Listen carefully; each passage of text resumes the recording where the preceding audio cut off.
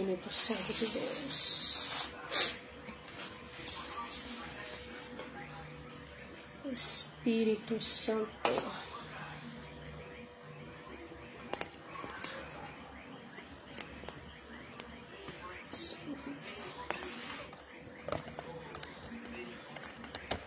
Espírito Santo. Glória.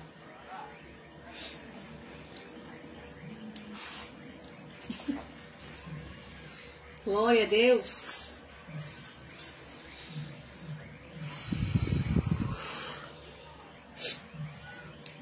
Espírito Santo. Deixa eu dar uma ajeitada aqui nessa câmera.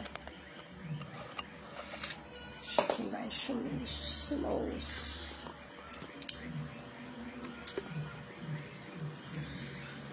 Glória.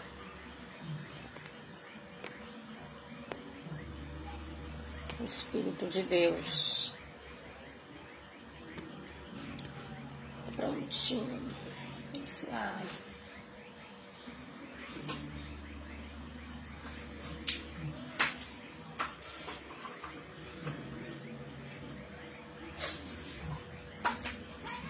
Espírito Santo de Deus. Glória.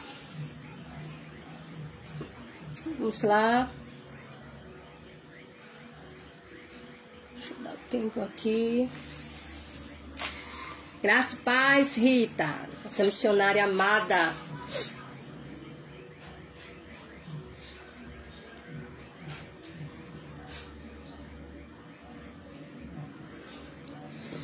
Segurando mais um tempinho. Enquanto os irmãos estão chegando.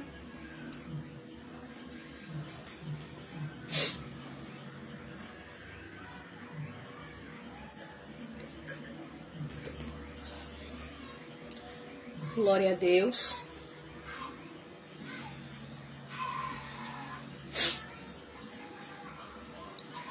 Graça e paz, Ana. Ana chegando por aqui também.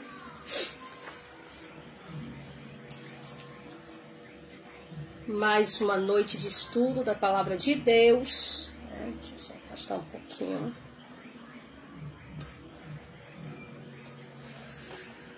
Mais uma noite aí de estudo, glória. Vamos segurando aí.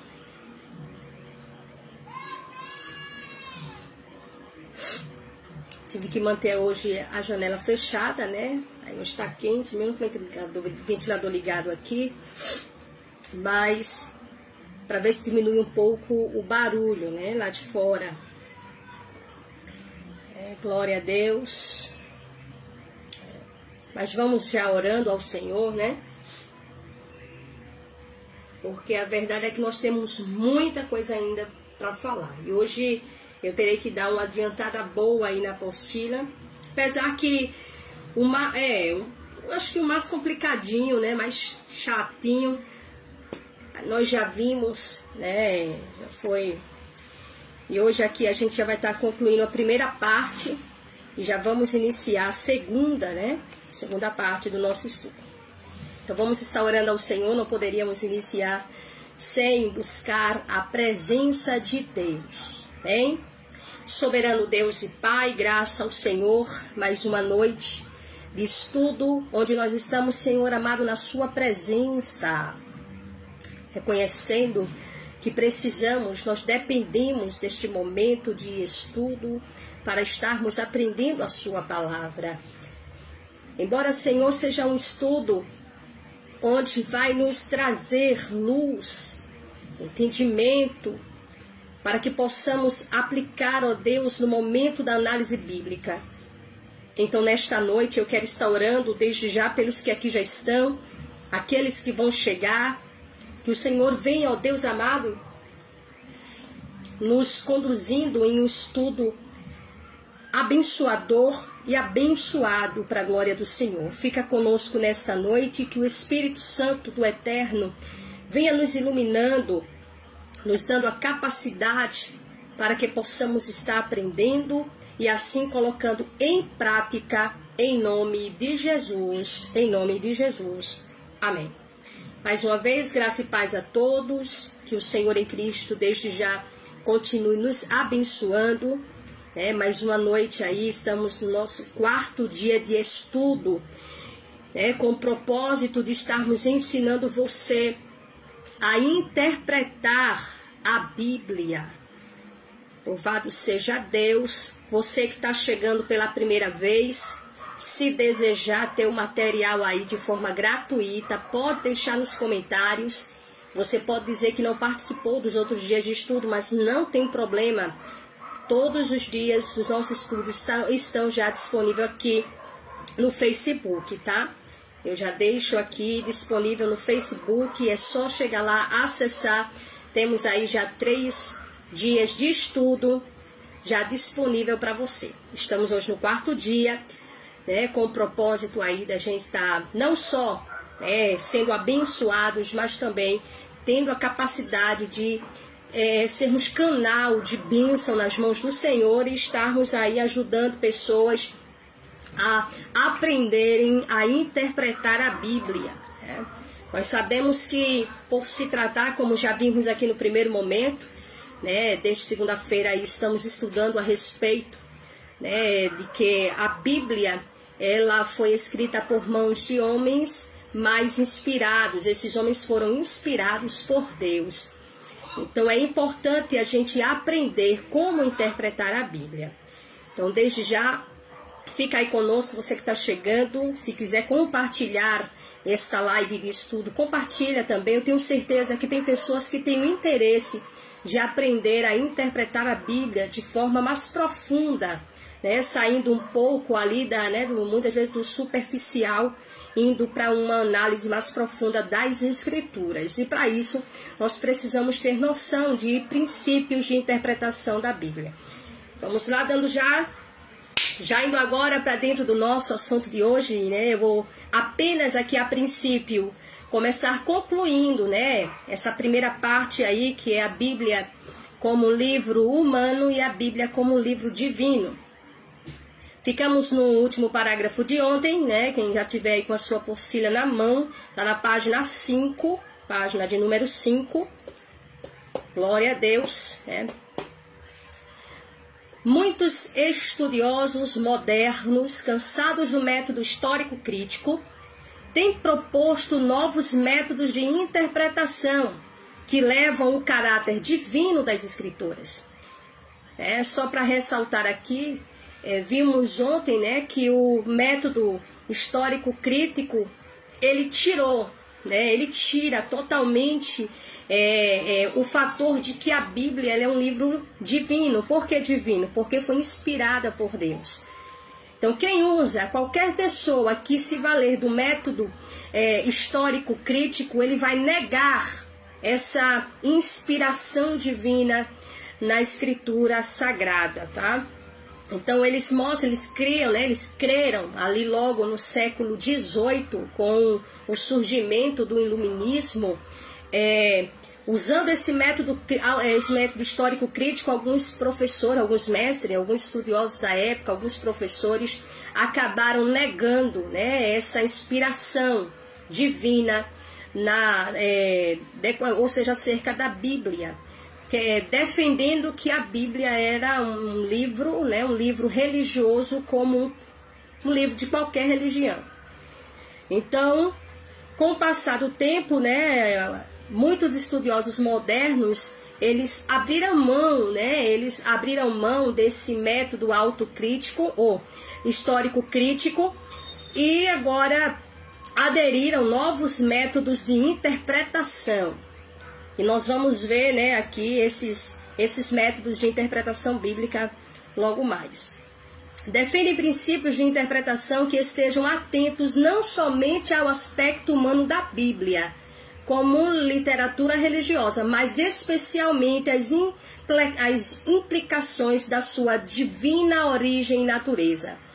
Então, com esses novos métodos, que alguns estudiosos começaram a utilizar, eles agora resgatam né, resgatam agora essa visão de que a Bíblia não é apenas um livro, né, um livro humano, mas este livro ele foi escrito por homens inspirados por Deus.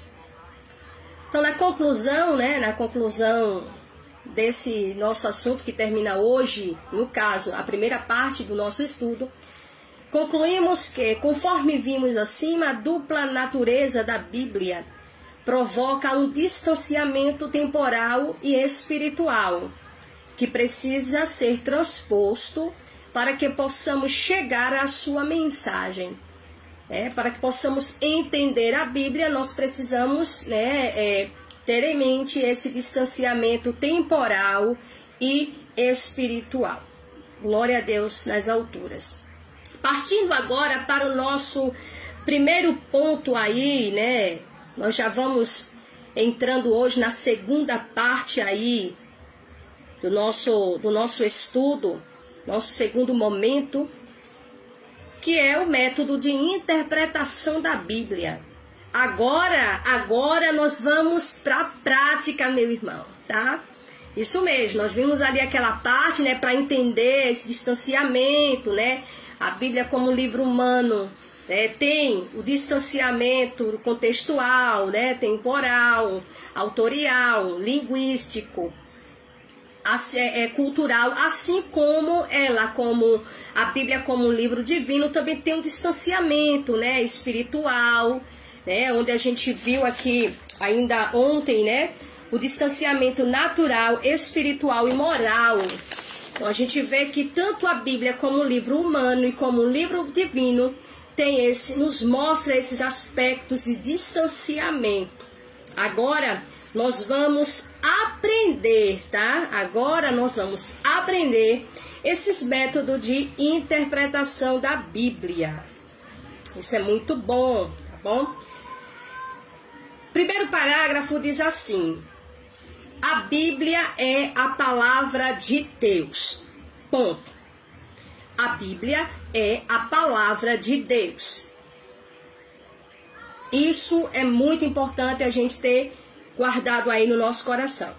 Por que, Cristo, você está falando isso? Você está falando para crente, estou falando para crente, mas tem crente que se depara com alguns textos bíblicos e tem dúvida, tá? Então, a Bíblia, ela é a palavra de Deus.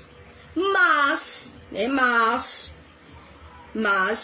algumas das interpretações derivadas dela não são. Ou seja, a Bíblia é a palavra de Deus. Ponto. Mas o que é que não é de Deus? Algumas interpretações. Ok? Precisamos guardar isso. Algumas interpretações não são de Deus. Por quê? Porque não tem nenhuma coerência com a palavra. Existem muitas seitas, cultos e grupos cristãos que usam a Bíblia declarando que as suas interpretações, ou seja, as interpretações dessas seitas, são as corretas.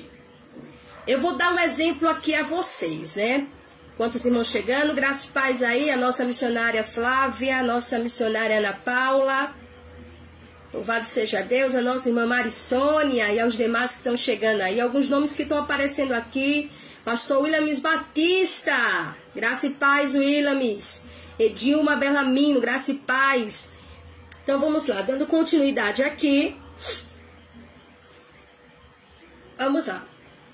O perigo das interpretações equivocadas, erradas das escrituras é dessa forma que surgem muitas seitas.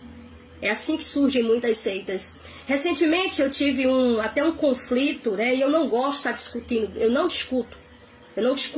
Bíblia eu não discuto. Pra mim eu prego. Se eu vejo que o que a pessoa está fazendo na verdade é querer causar uma confusão, eu não gosto disso. É uma das coisas que a gente aprende até com o próprio apóstolo Paulo. Quando Paulo, ele mostra, né? Quando estava vendo aquele conflito, né? Aquela confusão por causa de costume, essas coisas, ali na igreja de Corinto, Paulo deixa claro que não é costume da igreja de Deus, né? Ficar brigando, discutindo por causa de questões questões, como eu posso falar, desnecessárias, né? Desnecessárias. Então, eu estava, entrei, bati um pouco, né? Primeiro, para começar, eu nem tinha ido até a pessoa quando, né, eu estava participando de um grupo e simplesmente ele chegou lá e começou a falar de um profeta aí, de um profeta, que até agora eu esqueci o nome dele. Eu sei que é Cacol Felipe, tá? O profeta Cacol Felipe, que é uma seita mesmo, tá? Ele é o profeta dessa geração, tá? Ele defende o seguinte, ele diz que parece que foi em 1993 ele recebeu uma revelação. Olha aí, ele disse que recebeu uma revelação da parte de Deus, onde Deus dizia que ele era o profeta dessa geração. Ele é tão ousado que ele se coloca acima até mesmo do próprio Cristo.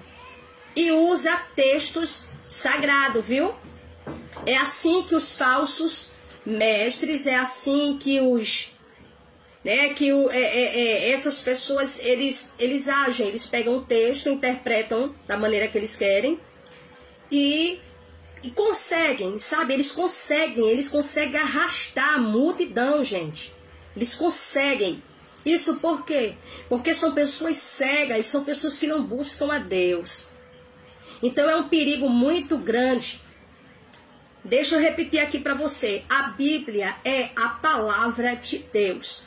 O problema está nas interpretações, que algumas interpretações não são de Deus, tá? Não são, pode ter certeza disso. Eu creio que você já deve ter se deparado com alguma interpretação errada por aí. Vamos lá. Sim. Muito frequentemente, no entanto, as interpretações não apenas diferem dramaticamente uma das outras, como são claramente contraditórias. Gente, deixa eu falar uma coisa aqui para vocês. Nós estamos cansados, né? Nós estamos cansados de vermos, tá? De vermos pessoas que pegam a palavra de Deus, torcem a palavra de Deus, trazem uma interpretação errada e conseguem ludibriar pessoas. Uma certa feita, o próprio Deus, se dirigindo ao povo de Israel, disse assim: o meu povo perece por falta de conhecimento. Deus estava se referindo ao seu próprio povo, ao povo que tinha nas mãos a lei, os profetas, as promessas. Tinha tudo mesmo. Mas o que é que Israel fazia? Estava ouvindo a falsos profetas. Então o próprio Deus diz: o meu povo perece por falta de conhecimento. Por falta de conhecimento, muitas pessoas estão perecendo, estão se perdendo. Mas Deus vai chamar a prestação de conta. Deus vai.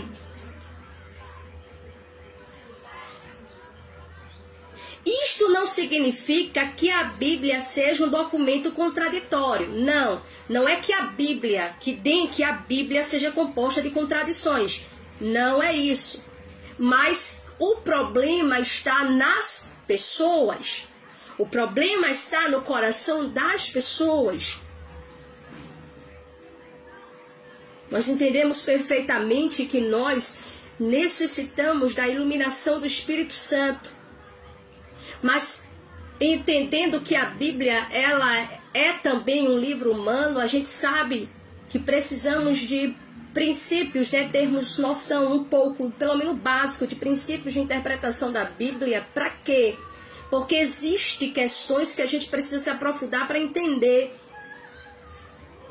Tem gente que pega o versículo, torce ele, aí chega e fala, e tem gente porque alguém disse está na Bíblia. Nem vai analisar o contexto, nem analisa o texto. Nem procura saber o porquê Jesus disse aquilo, porque o profeta falou. Não procura pesquisar, entender nada. Sabe, eu vou dizer a verdade aqui. Você sabe que aqui no nosso estudo a gente está com a verdade. Muita gente tem preguiça, meu irmão. Tem preguiça de estudar as escrituras.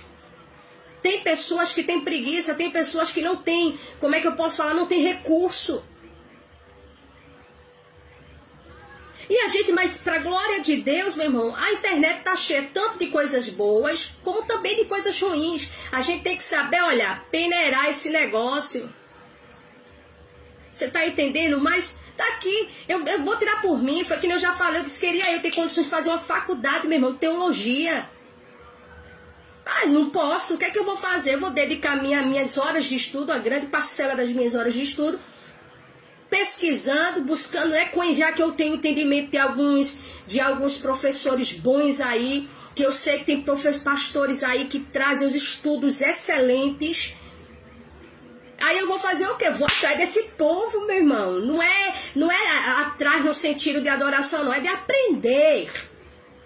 Porque eu sei da responsabilidade que eu trago com a missão que Deus me confiou. Então não é porque Deus me chamou que eu vou pegar e não vou me capacitar, não. Eu tenho que me capacitar.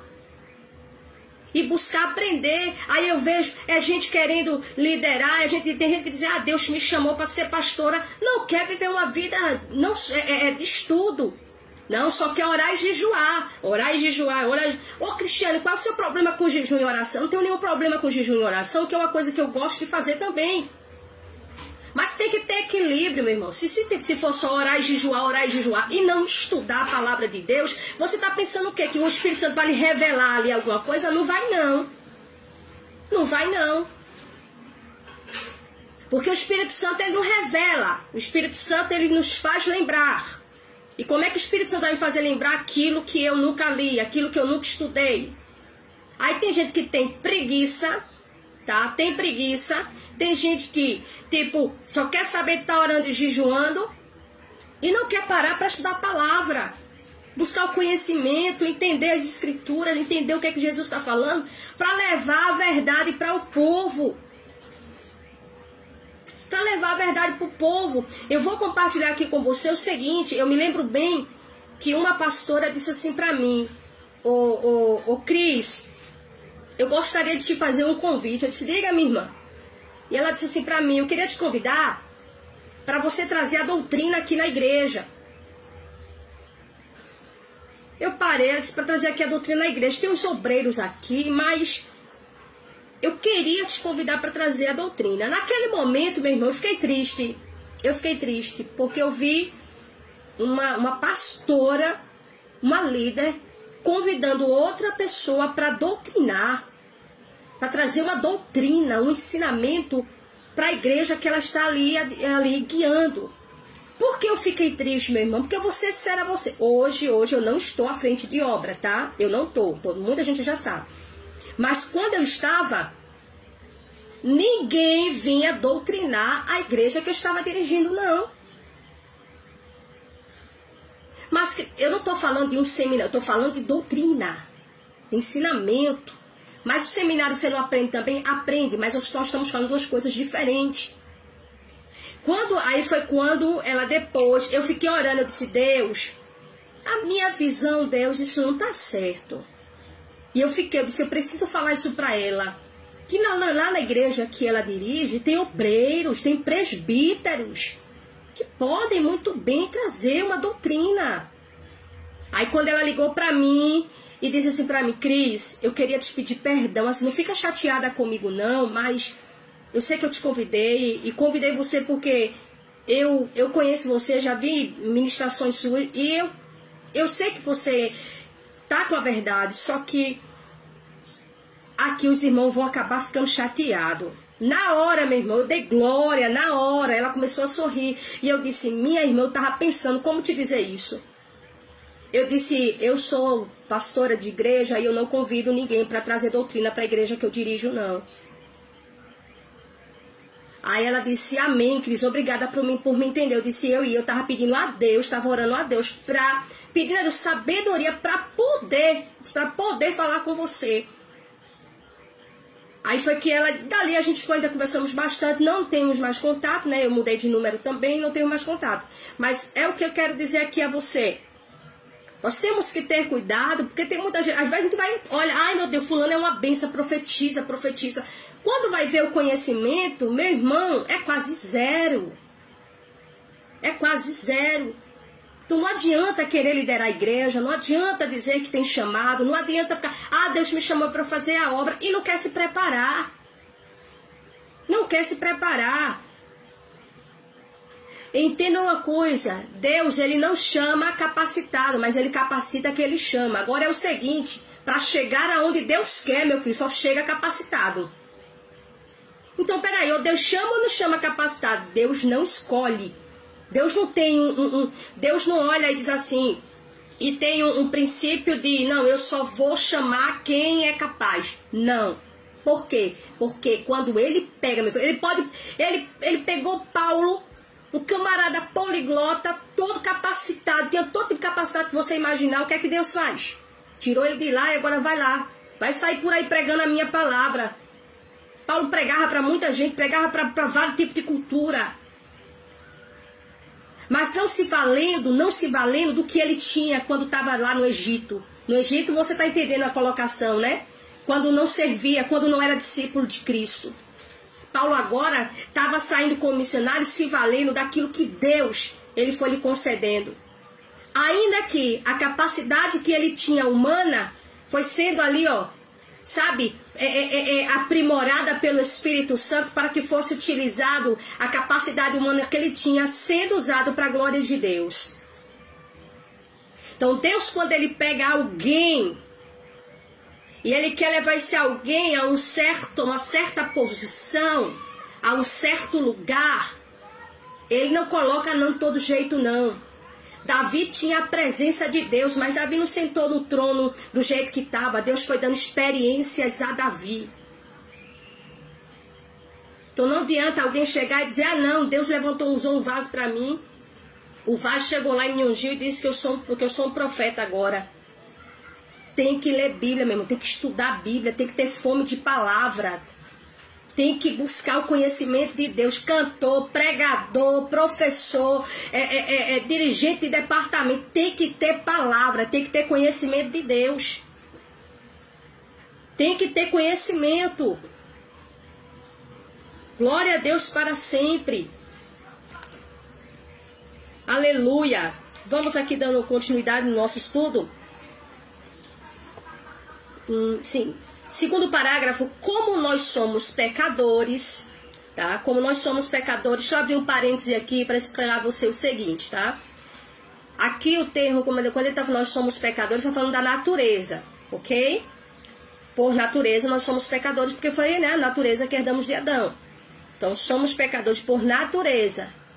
Mas a partir do momento que nós estamos em Cristo, né?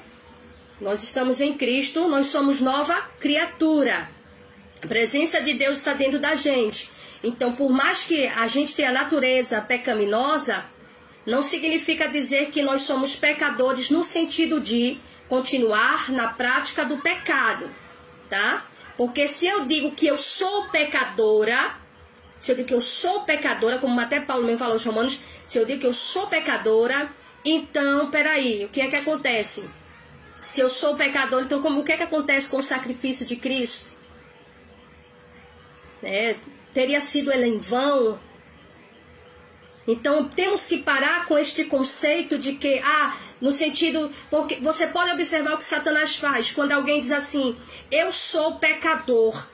Você percebe que há uma ação do inimigo nessa expressão que leva a pessoa a acreditar que ela peca porque ela é pecadora. Então, logo, é normal ela pecar porque a natureza dela é pecaminosa. Aí, quando eu olho para o outro lado, eu vejo João dizendo que Cristo é o Cordeiro que tira o pecado. Então, quando a gente vem para Cristo, Cristo tira o nosso pecado. A natureza, essa natureza pecaminosa, ela vai ficar até o momento da glorificação. Que é quando vai acontecer essa vinda de Cristo, né? Os que ficarem vivos serão transformados em corpo glorioso. né? E esse corpo corruptível será revestido, ou vestido, é isso mesmo, revestidos da incorruptibilidade, glória a Deus. E assim, com o corpo santificado, sem pecado, sem nenhuma mancha, vamos nos encontrar com Cristo nos ares, amém? Então, entendamos isso. Somos pecadores por causa da natureza, mas não para vivermos pecando. Porque se vivemos pecando, nós somos escravos do pecado, como disse Jesus. João capítulo 8, o próprio Jesus disse, são escravos do pecado. Por isso que Jesus disse assim, que o escravo, ele não fica em casa. Por quê? Porque o escravo do pecado, ele vai voltar para o pecado. Entendeu agora? Que você não é pecador com o sentido de continuar pecando. Que eu não sou pecadora com o sentido de continuar pecando, mas porque a nossa natureza, porque herdamos isso de Adão, somos pecadores. Natureza. Ok? Então vamos lá. Qualquer dúvida aí, a gente vai tentando tirar aqui, tá bom? Seguindo. Como nós somos pecadores, somos incapazes de interpretar perfeitamente a palavra de Deus. Fato, tá? Fato. Não tem condições de nós interpretarmos a palavra de Deus, tá? Perfeitamente todo o tempo. Em algum momento, por conta da nossa natureza pecaminosa, a gente pode falhar na nossa interpretação, tá? Porque não temos essa capacidade perfeita para a gente interpretar as escrituras de forma 100%. E isso todo momento. A gente pode falhar. Eu posso, assim, por exemplo, eu posso interpretar aqui, de repente pode acontecer isso e mais. Eu não estou falando esse ponto aqui de forma consciente, tá? Eu interpretar de propósito uma palavra errada. Não, eu estou falando de algo inconsciente. Por quê? Por conta da nossa natureza pecaminosa, a gente não pode interpretar a Bíblia perfeitamente todo o tempo. Pode acontecer da pastora Cris, por isso que a gente precisa ter essa sensibilidade, essa capacidade de discernir se a pessoa está sendo, se ela está agindo de má fé, se ela está interpretando, trazendo uma mensagem totalmente deturpada propositalmente, se ela aprendeu errado. Porque já pregamos tanto, eu já preguei tanto errado, eu já preguei tanta coisa errada, porque foi do jeito que eu aprendi. Mas com o passar do tempo, como a gente nós vamos estudando a palavra de Deus, nós vamos aprendendo. E quanto mais a gente aprende, mais a gente quer e necessitamos aprender. O corpo, a mente, olha isso aí, preste atenção nisso aqui. O corpo, a mente, a vontade e as emoções são afetadas pelo pecado e tornam a interpretação 100% exata uma impossibilidade. Isso mesmo. E você vai entender por quê, né? O reverendo falou isso aqui. Só que isso não significa que a gente não pode entender corretamente a Bíblia, tá? A gente entende.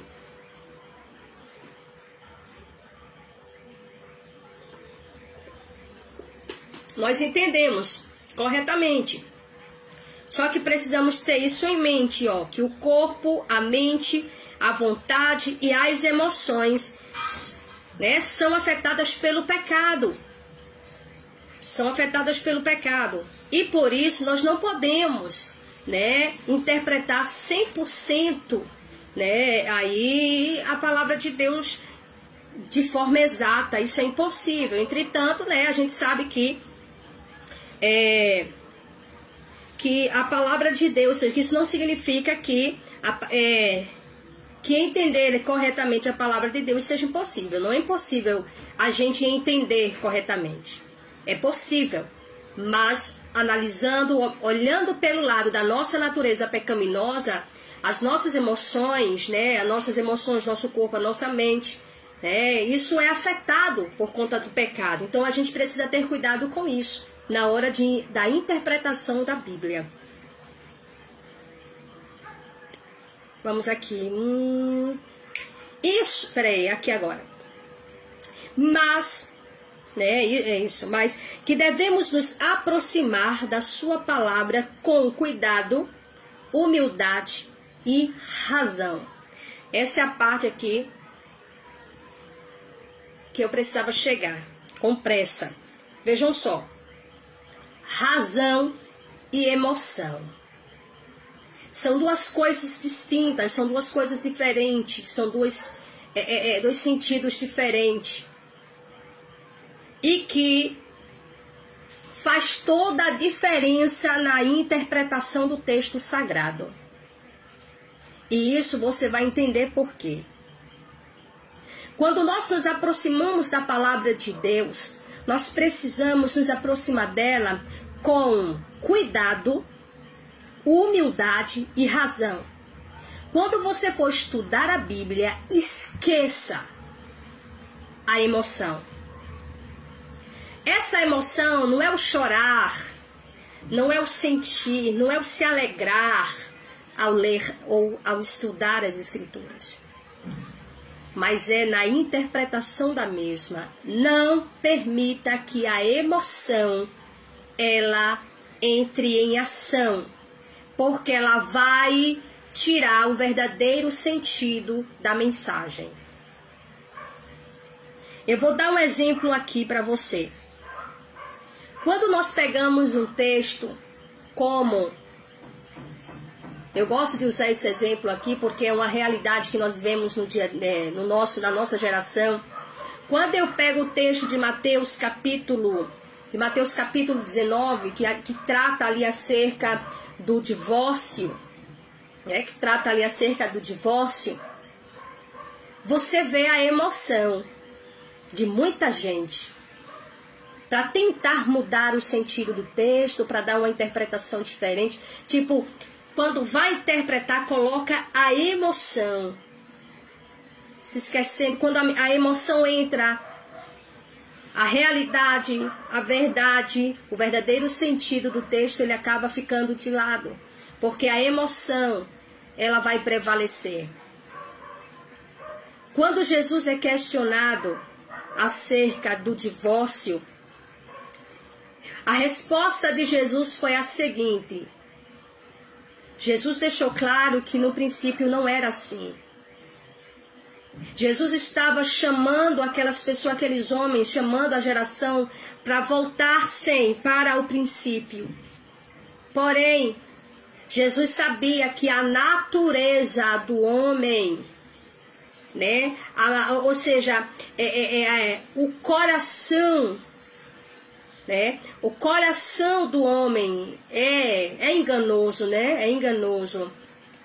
O coração duro do ser humano atrapalha. Por isso que o divórcio foi trazido para dentro do povo de Israel por Moisés, por causa da dureza do coração do ser humano, do coração dos homens.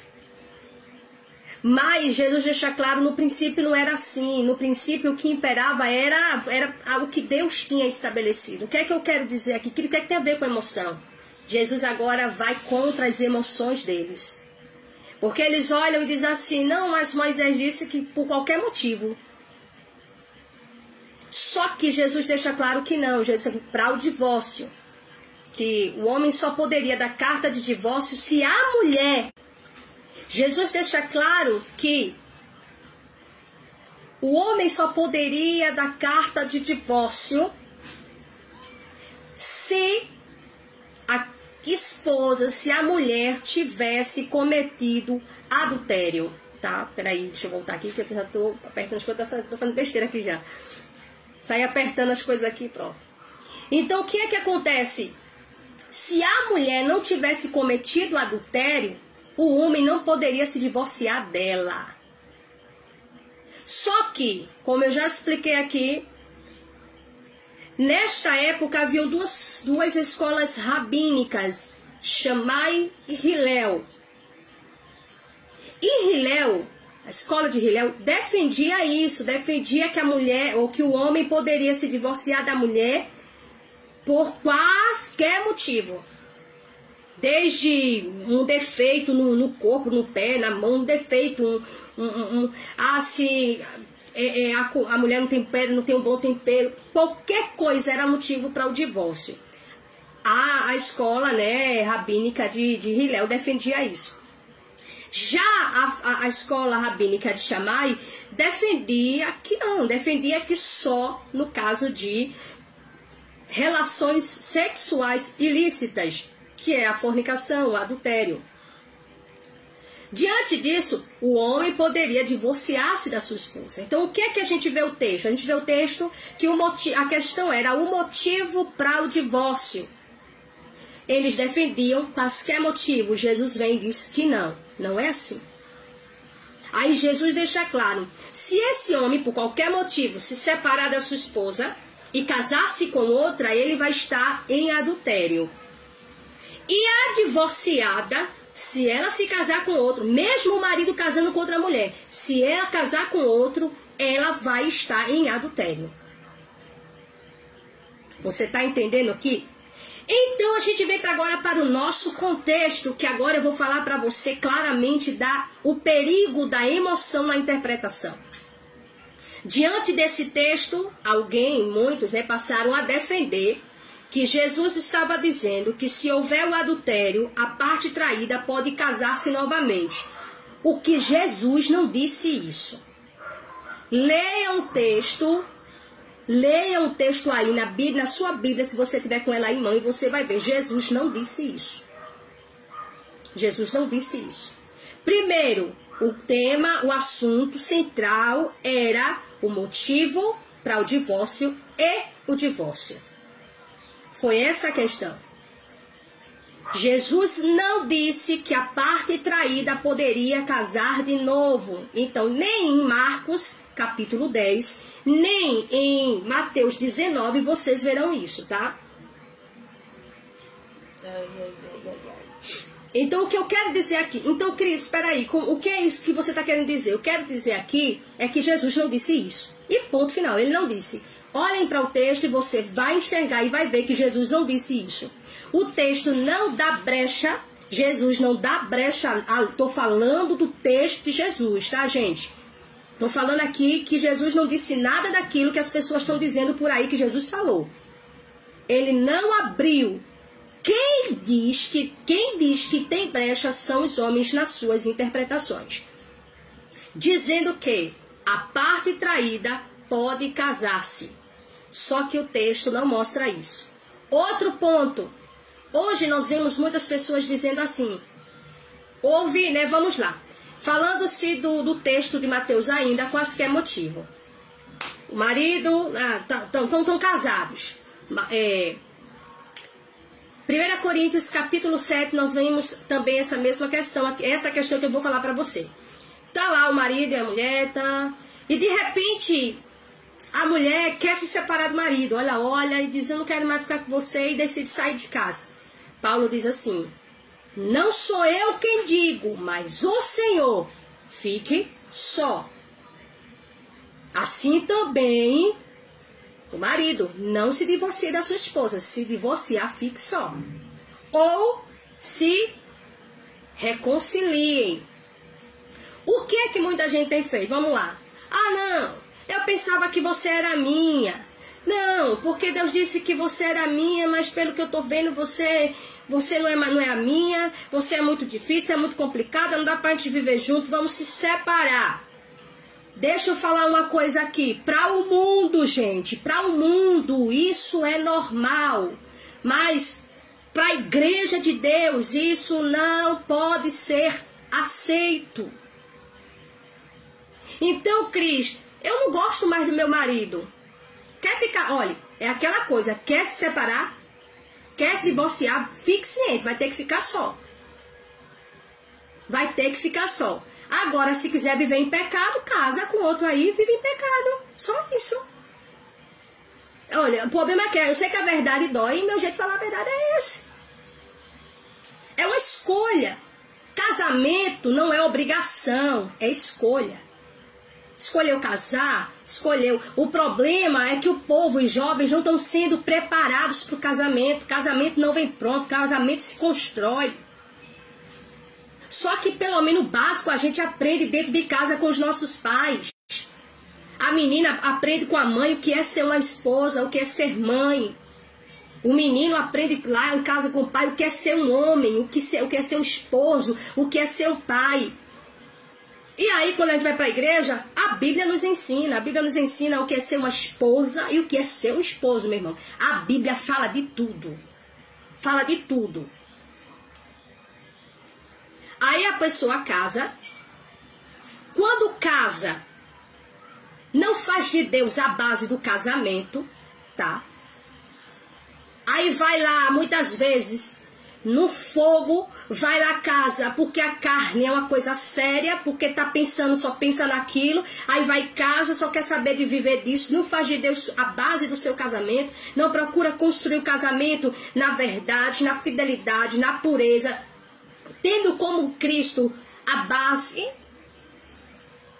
porque quando Cristo é a base do casamento, nós fazemos de Cristo a base do casamento, você entende pela palavra e Ele vai te dando entendimento, vai te dando sabedoria, assim como também o esposo.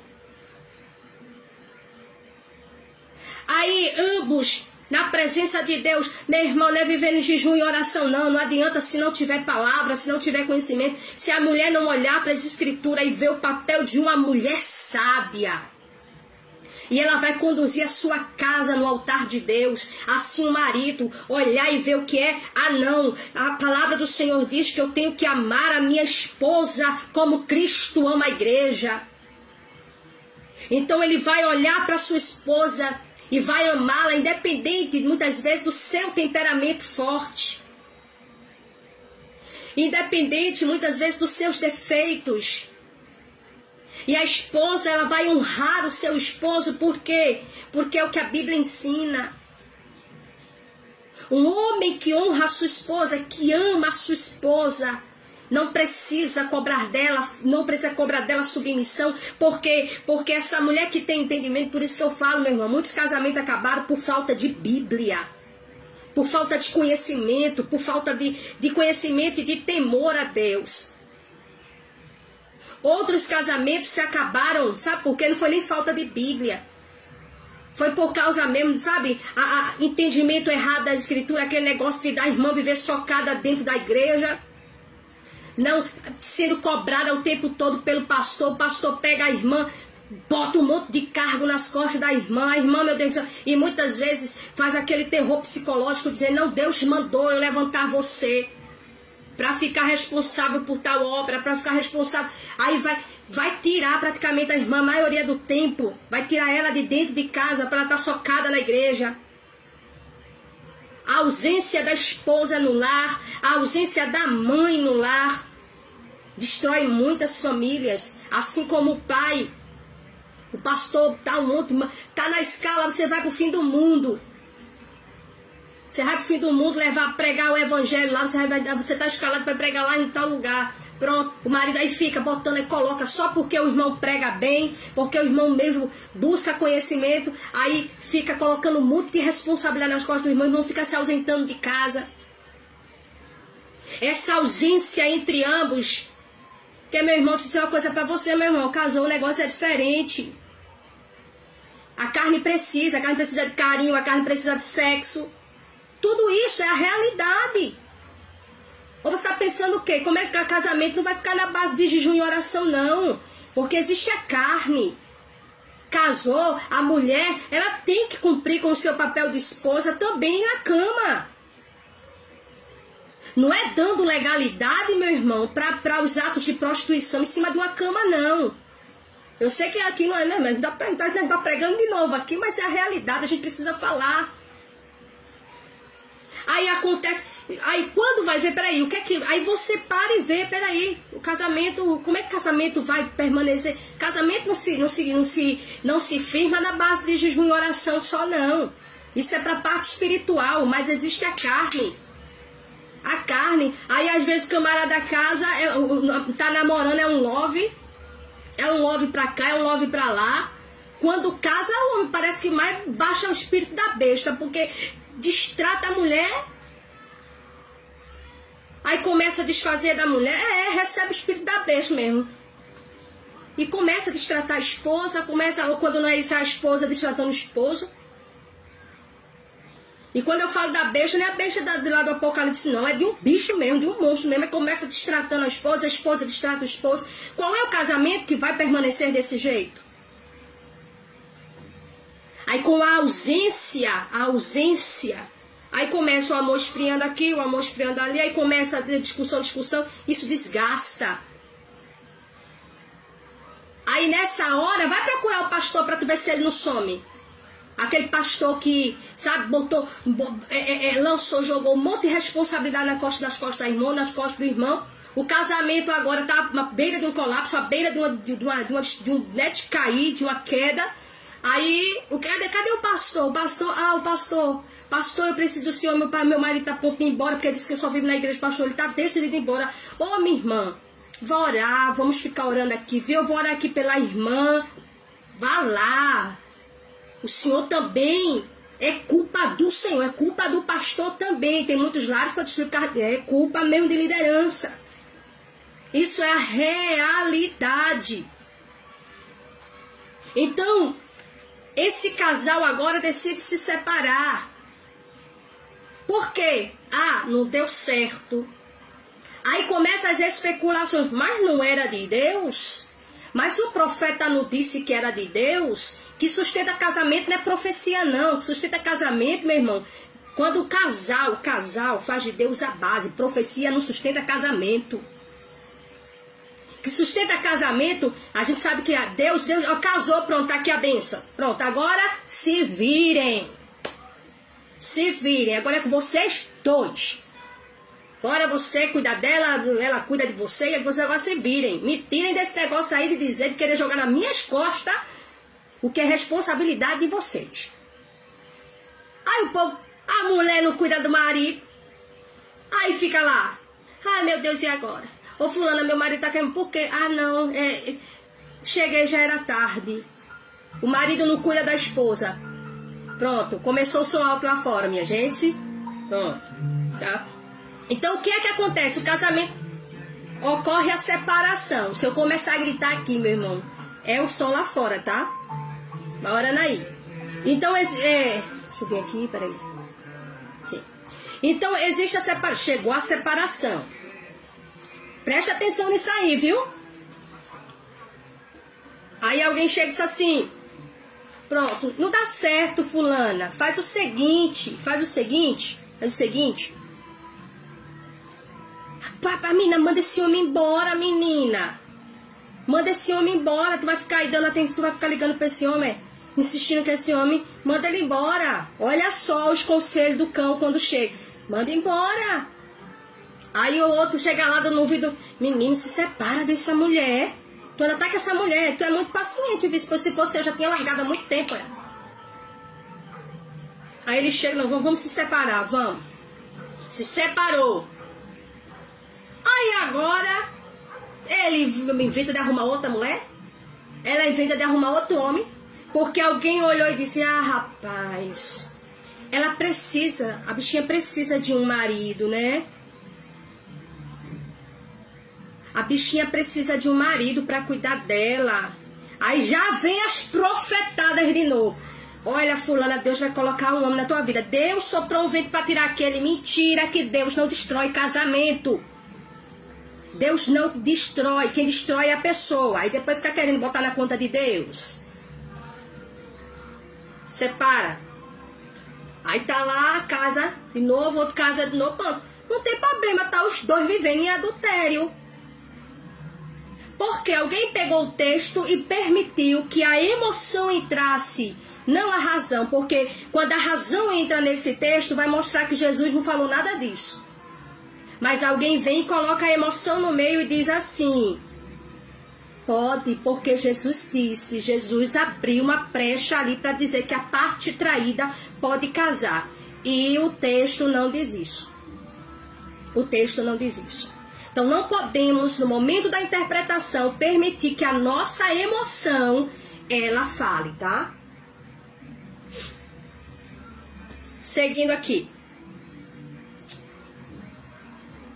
Adicionalmente, nós precisamos o que de melhor nós poderíamos necessitar. A direção do Espírito Santo, né, gente? Na interpretação, nós dependemos dele, do Espírito Santo na interpretação. Além do mais, a Bíblia é inspirada por Deus e dirigida ao seu povo. Então, dependemos do Espírito Santo para poder compreendê-la. Sabe aquela mistura de Espírito Santo e princípios de interpretação? Isso mesmo, tá? No nível humano, para minimizar os erros que possam advir das nossas interpretações, nós precisamos conhecer métodos básicos de interpretação da Bíblia. É o que a gente vai começar agora, tá? Vamos lá. O nosso reverendo, né, o pastor Augusto Nicodemos, que é o autor, esqueci até de falar logo no começo da live, né? Que ele é o autor desta apostila.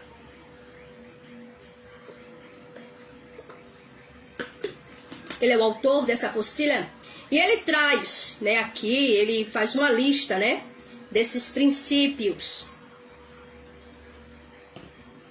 Destes princípios na forma de questões, né? Ele fez assim, ele ele listou, tá? Vocês têm aí em mãos, né, a apostila, quem tem aí, tá com ela acompanhando. Ele fez essa lista aqui como se fosse questões, tá? Pergunta e resposta. Então vamos lá. Vamos ver aqui. A gente tem aqui alguns exemplos, ok? Temos aqui algum exemplo. E agora, como eu falei para vocês, nós vamos ver na prática, tá? Esses princípios aqui, esses métodos aqui. Vamos lá. O método de interpretação da Bíblia. Primeiro, tá? Peraí. Eu irei listar alguns desses princípios na forma de questões e então aplicá-los a uma passagem da Escritura. Ele fez essa lista aqui com as perguntas. E as respostas a gente vai ver agora dentro de um texto que ele escolheu. Um texto até muito bom, por sinal. Um texto, e ele aplicou esses métodos. Por isso que eu disse a vocês, vocês vão aprender, tá? Vocês vão aprender se vocês guardarem essa lista aqui, dessas perguntas. E quando toda vez que você for estudando, até você não precisar mais usar a apostila, quando você for estudar, tá? Você vai estudar, então você já sabe, você já tem em mente o quê? Já sei, Cris, o contexto. Sempre lembrar o contexto, nunca interpretar o texto fora do contexto. Entendeu? Então aqui ele mostra, ele faz essa listagem aqui, ele faz essa lista aqui. Eu sigo, reverendo, né? Eu sigo os seguintes princípios como linha mestre, ou linha mestras, para examinar uma mensagem. Tá? Para examinar uma mensagem. Elas não são exaustivas e nem absolutas. Porque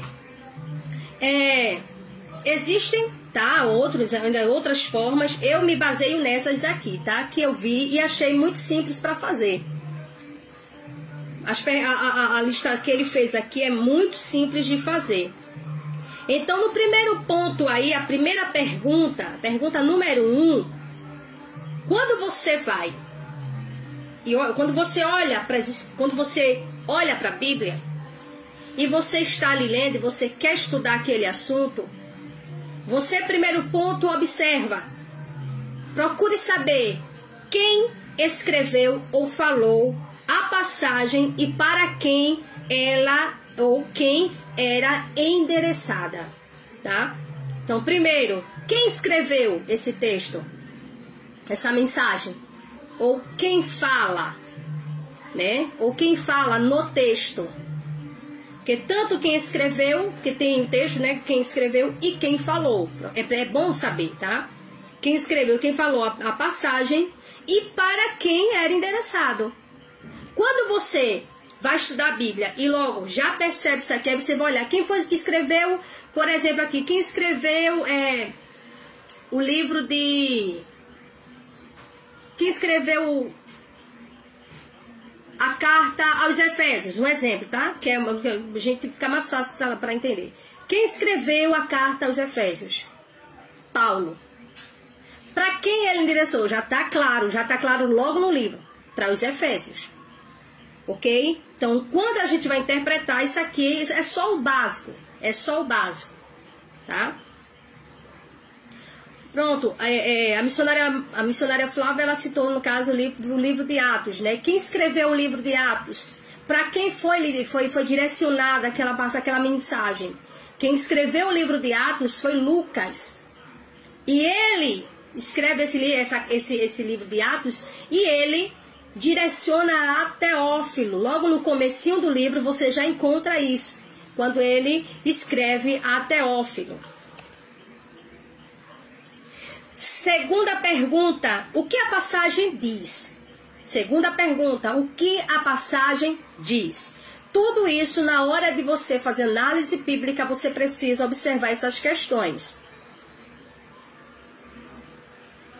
Existe alguma palavra ou frase nesta passagem que precisa ser examinada? Por exemplo, quando você lê aquela passagem, você precisa observar se dentro dela existe alguma palavra que precisa ser examinada, não é interpretada ou traduzida, é examinada. Você vai ver o sentido daquela palavra, tá? Quarta pergunta, qual é o contexto imediato? Qual é o texto mais amplo exposto no capítulo e no livro? Tá? Porque no momento de estudo, você consegue perceber tanto o contexto daquele capítulo, tá? Quanto também no livro inteiro. Como, por exemplo, João, né, na sua carta, né, na sua epístola, quando ele escreve, você percebe, quando você ler, você entende que ele escreveu, ou seja, o contexto da sua carta, né, o contexto amplo da sua carta, ele estava querendo, na verdade, estava falando acerca do que estava acontecendo naquele momento, quando estava surgindo algumas seitas, né, eita, agora quase que não sai, pera.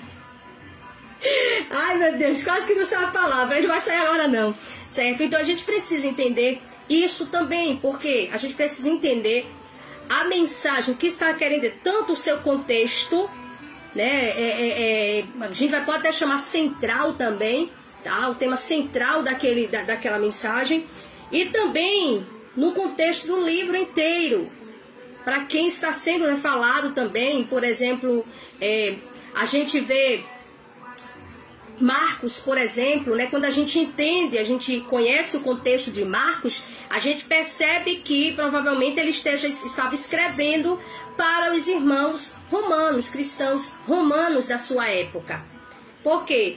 Isso já olhando o contexto geral do livro de Marcos. O sexto, quais são os versículos relacionados ao assunto da passagem e como eles afetam a compreensão desta, tá? Isso aqui é só o mínimo, viu? Pra gente entender, né? Qual é o fundo histórico e cultural? A gente precisa entender isso. Qual a conclusão que posso tirar desta passagem? Nono, as minhas conclusões concordam ou discordam de áreas relacionadas nas escrituras. Por quê? Quando você interpreta o texto, você precisa fazer o quê? Você precisa observar se aquilo que você entendeu, você vai procurar ver outras pessoas. Você não precisa sair por aí batendo porta por porta não, tá? Peraí, fulano, você vai ou pesquisar, mas também se você conhece pessoas que sejam estudiosos da Bíblia, você pode chegar e perguntar, fulano, tu entende o que desse texto aqui? Ele vai falar. Você vai observar se bate com a sua análise. E se bater com a sua análise, então você vai perceber que está certa. que está certo. Mas pode acontecer de você olhar, é que nem eu digo, pode acontecer de ser diferente no sentido de ser mais profundo e o outro superficial. Tá? Porque tem pessoas que trazem uma mensagem superficial, uma mensagem por cima. Aquela mensagem, né, que a gente fala tipo meia boca assim, mas tem a mensagem mais profunda, a interpretação mais profunda, que se analisar vai ver que é diferente. Entretanto, tem que ter essa visão, esse pensamento de analisar se a mensagem ela está sendo profunda ou se ela está sendo superficial. E o quarto, o que eu posso aprender e aplicar na vida, porque nem toda a interpretação eu vou poder aplicar, ok? Nem toda a interpretação eu vou poder aplicar. Eu vou ter o conhecimento, eu vou ter a compreensão, né? Mas só não vou poder aplicar. Isso. Então vamos lá. Agora nós vamos para a prática, tá? Vamos para a prática sim, aqui. Foi escolhido aqui uma passagem, tá? Uma passagem aqui que é Mateus capítulo 24, verso 40.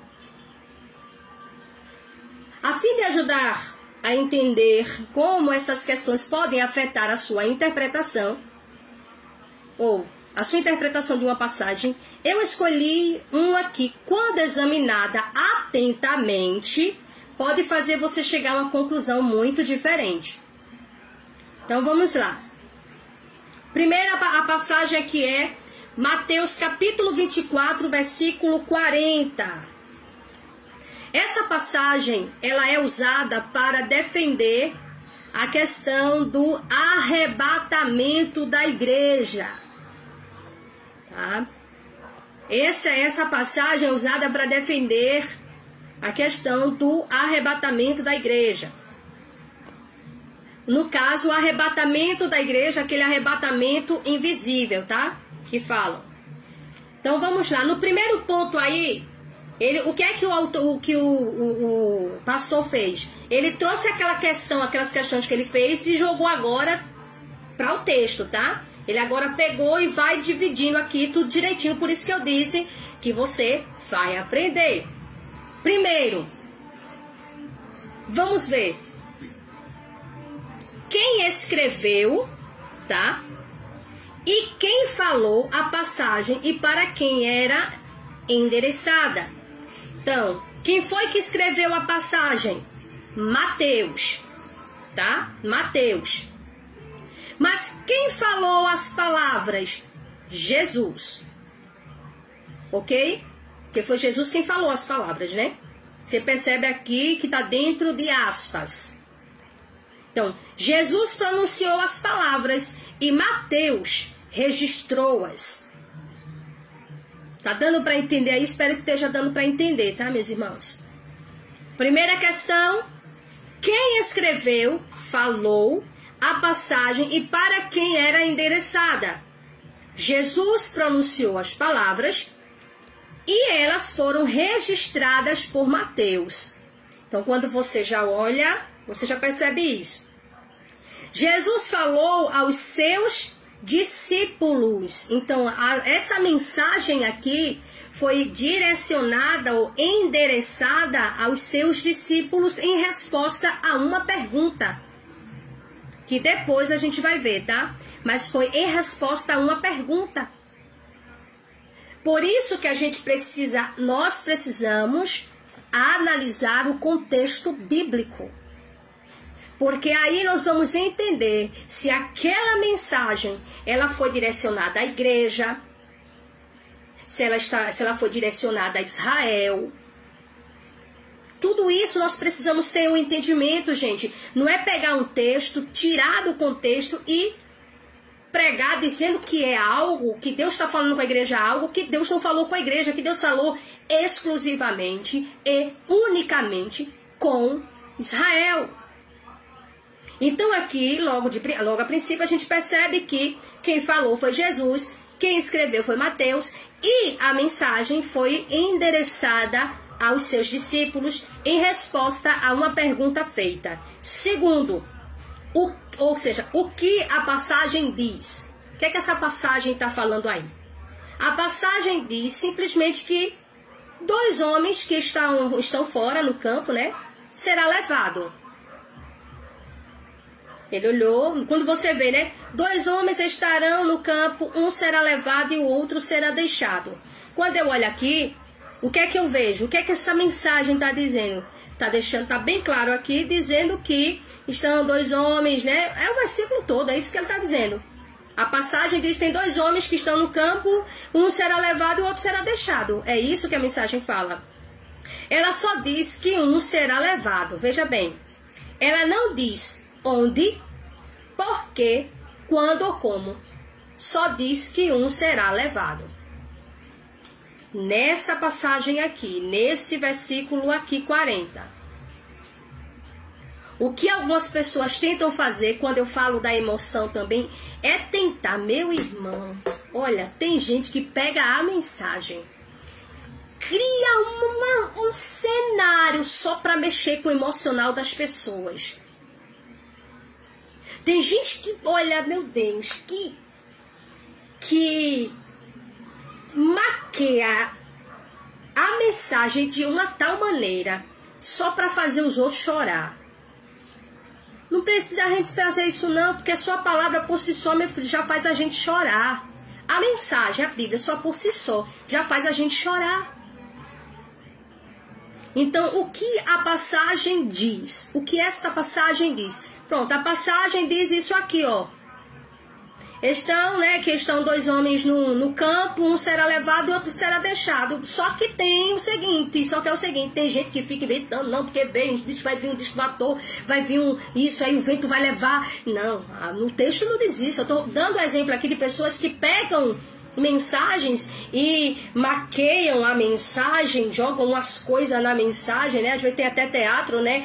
Aquela coisa, tô falando na pregação, tá? Pregadores que fazem aquela só pra sensibilizar as pessoas, e a gente não precisa fazer isso. Terceiro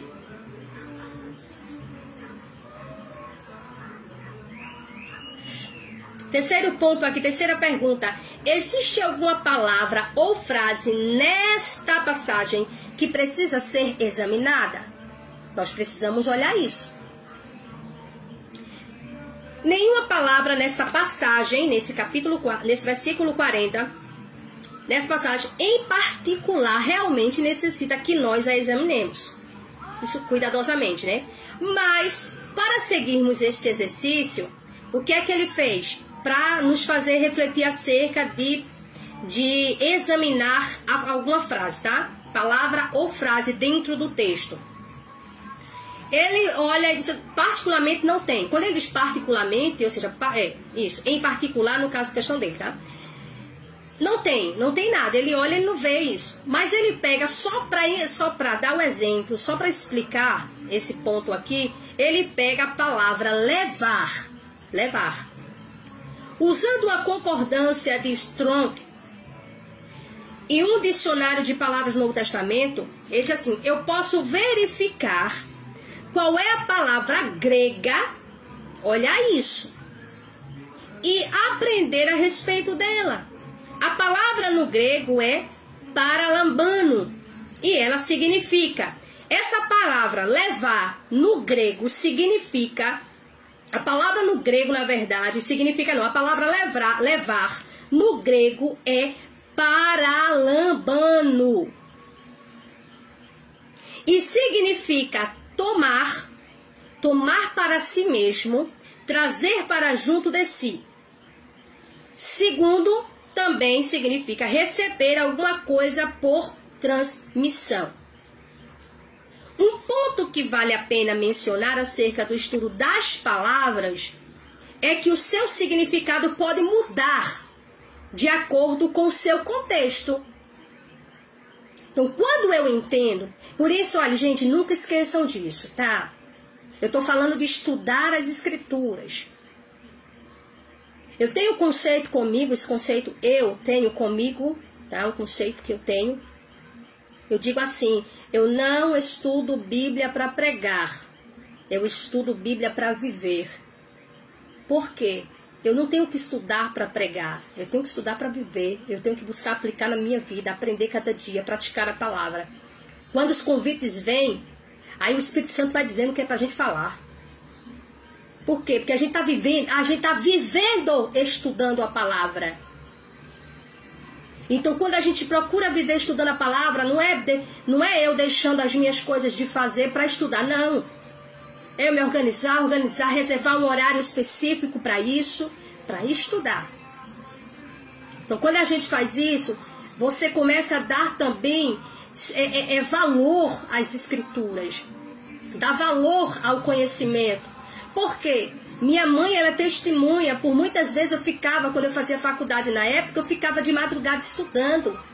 Chegava da faculdade, aí tomava um banho, jantava e ficava estudando até de madrugada.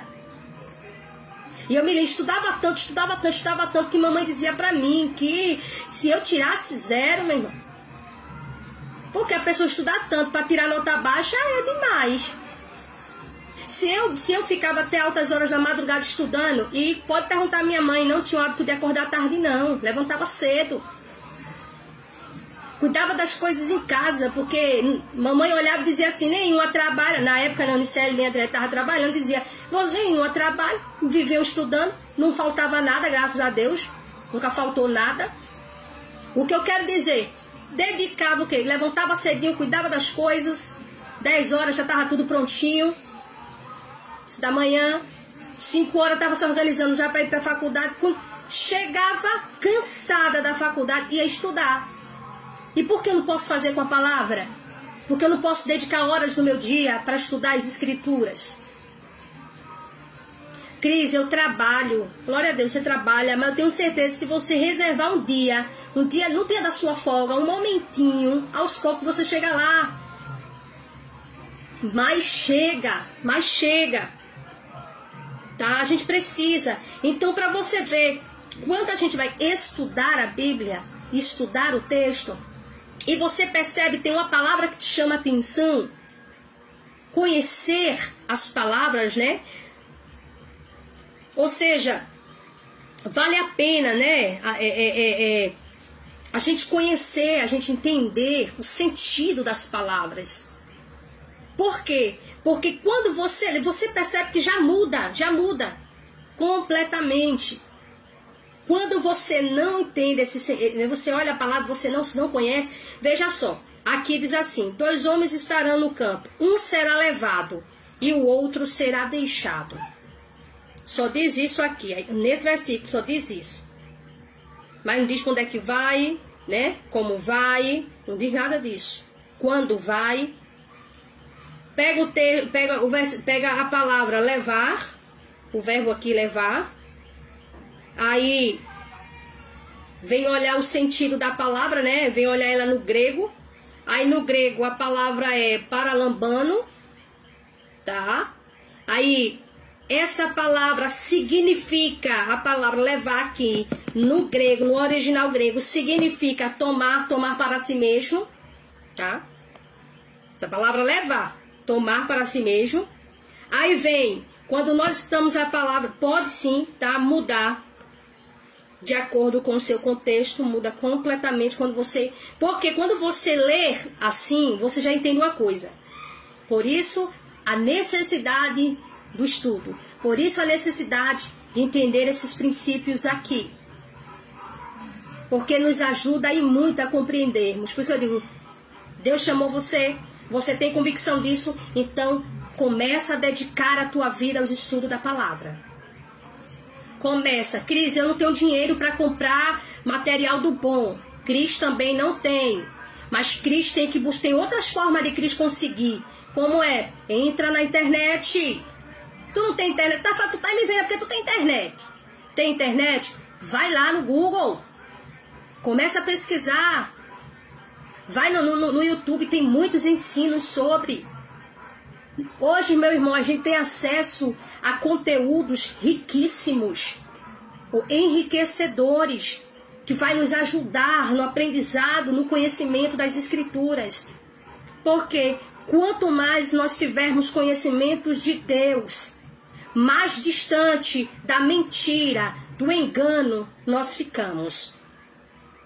Então, dando continuidade, diz assim examinamos como a palavra é usada em múltiplos contextos, o seu significado pode reverber ou receber novas dimensões.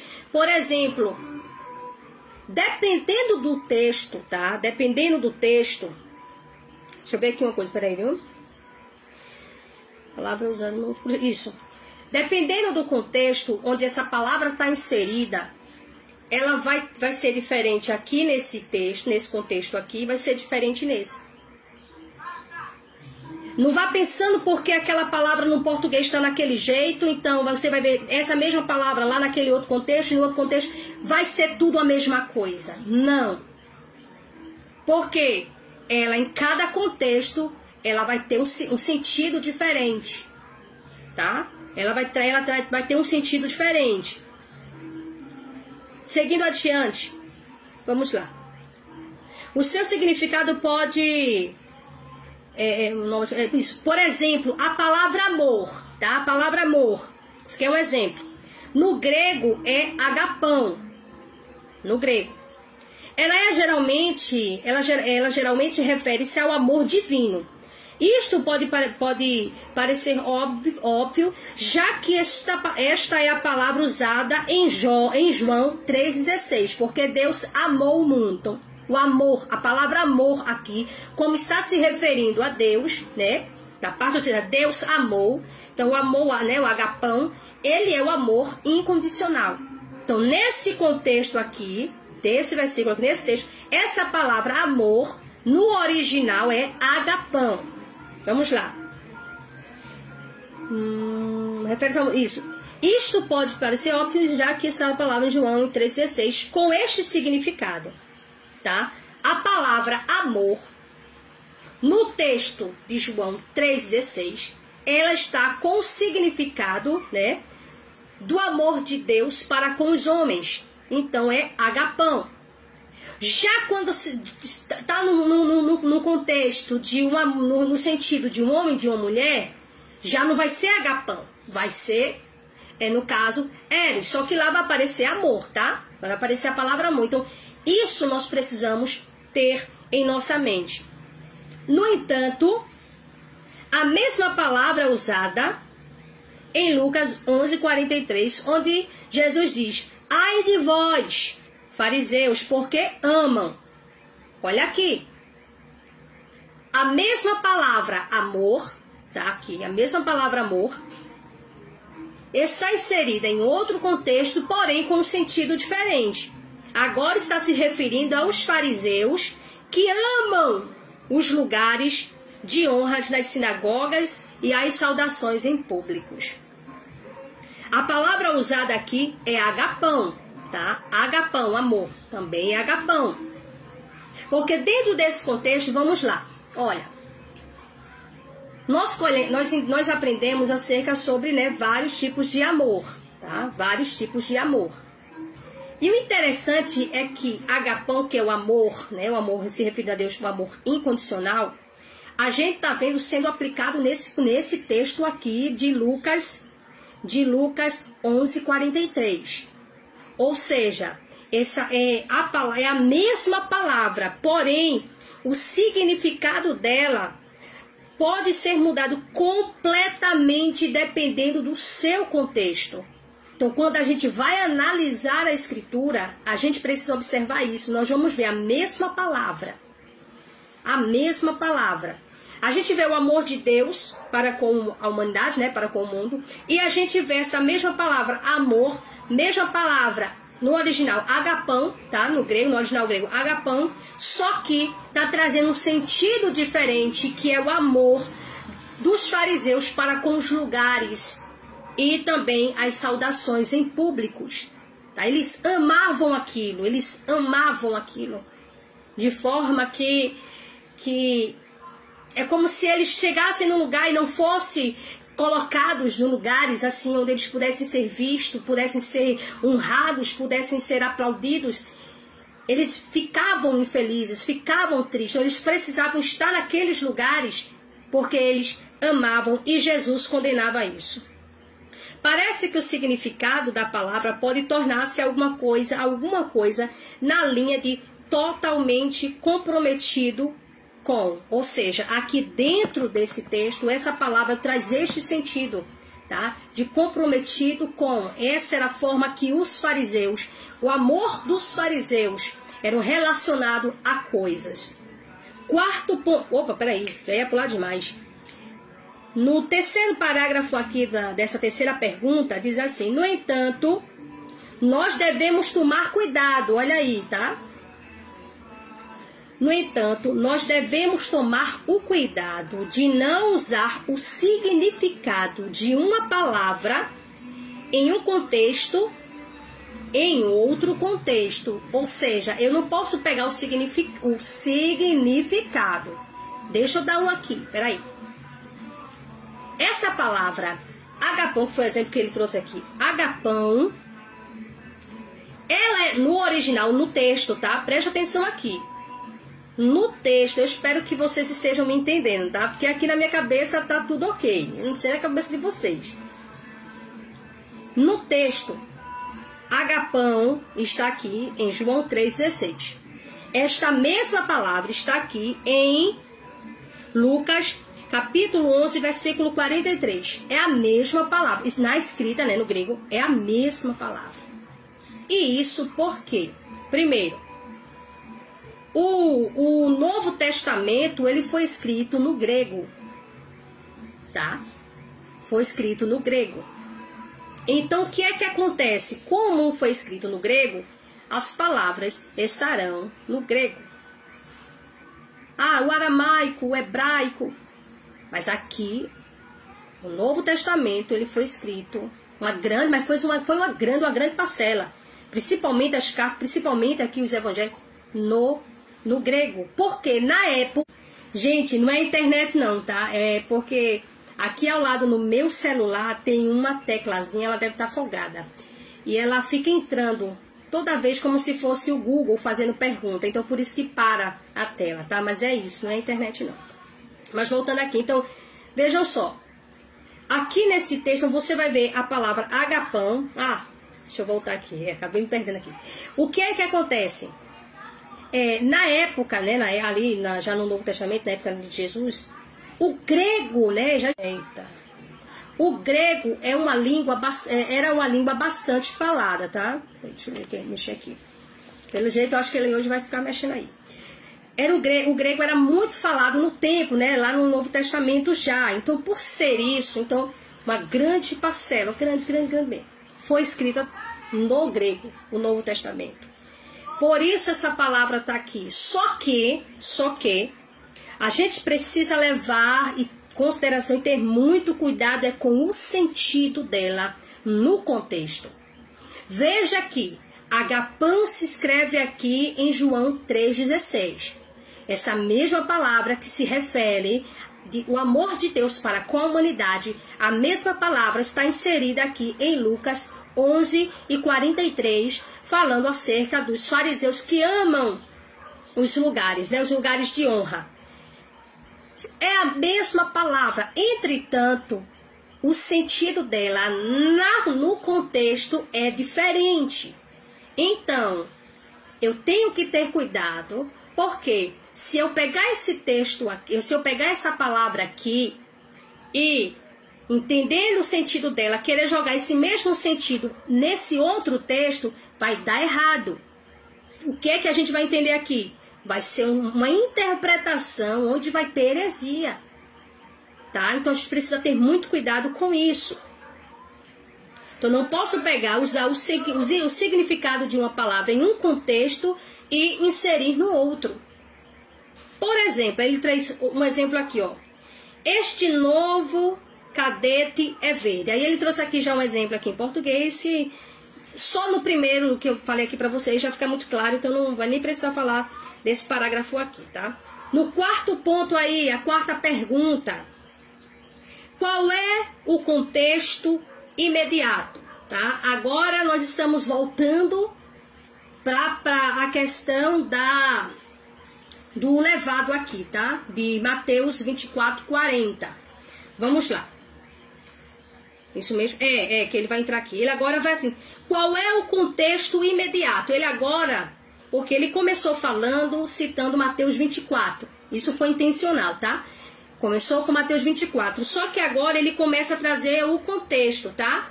Ele começa a trazer o contexto. Então, qual é o contexto imediato?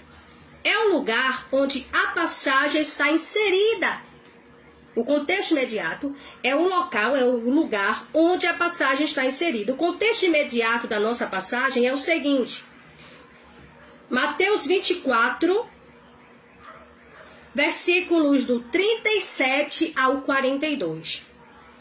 Como foi nos dias de Noé, tá? Esse aqui é o texto.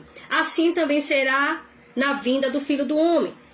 Pois nos dias anteriores ao dilúvio, o povo vivia comendo e bebendo, casando-se e dando-se em casamento, até o dia em que Noé entrou na arca. E eles nada perceberam, até que veio o dilúvio e os levou a todos. Assim acontecerá na vinda do Filho do Homem. 2 homens, aí agora a gente vai para o texto citado em cima, tá? 2 homens estarão no campo, um será levado e o outro será deixado. 2 mulheres estarão moendo no mesmo moinho, uma será levada e a outra deixada. Portanto, vigiem, porque vocês não sabem em que dia virá o seu Senhor. Este aqui é o contexto imediato. O contexto imediato é o lugar onde a passagem está inserida.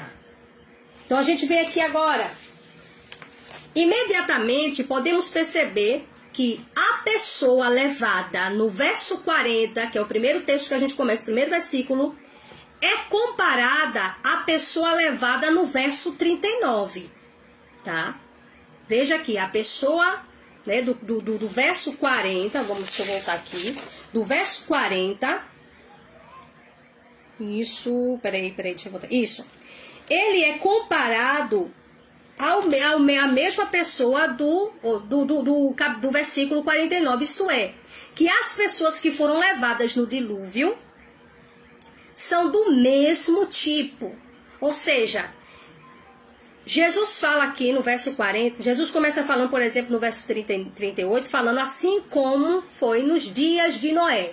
O que acontecia nos dias de Noé? Os dias anteriores a Noé entrar na arca, bebia-se, comiam, bebiam, se davam-se em casamento. Eles não perceberam nada quando Noé entrou na arca. Eles só vieram se tocar quando o dilúvio veio. E o dilúvio veio e levou a todos.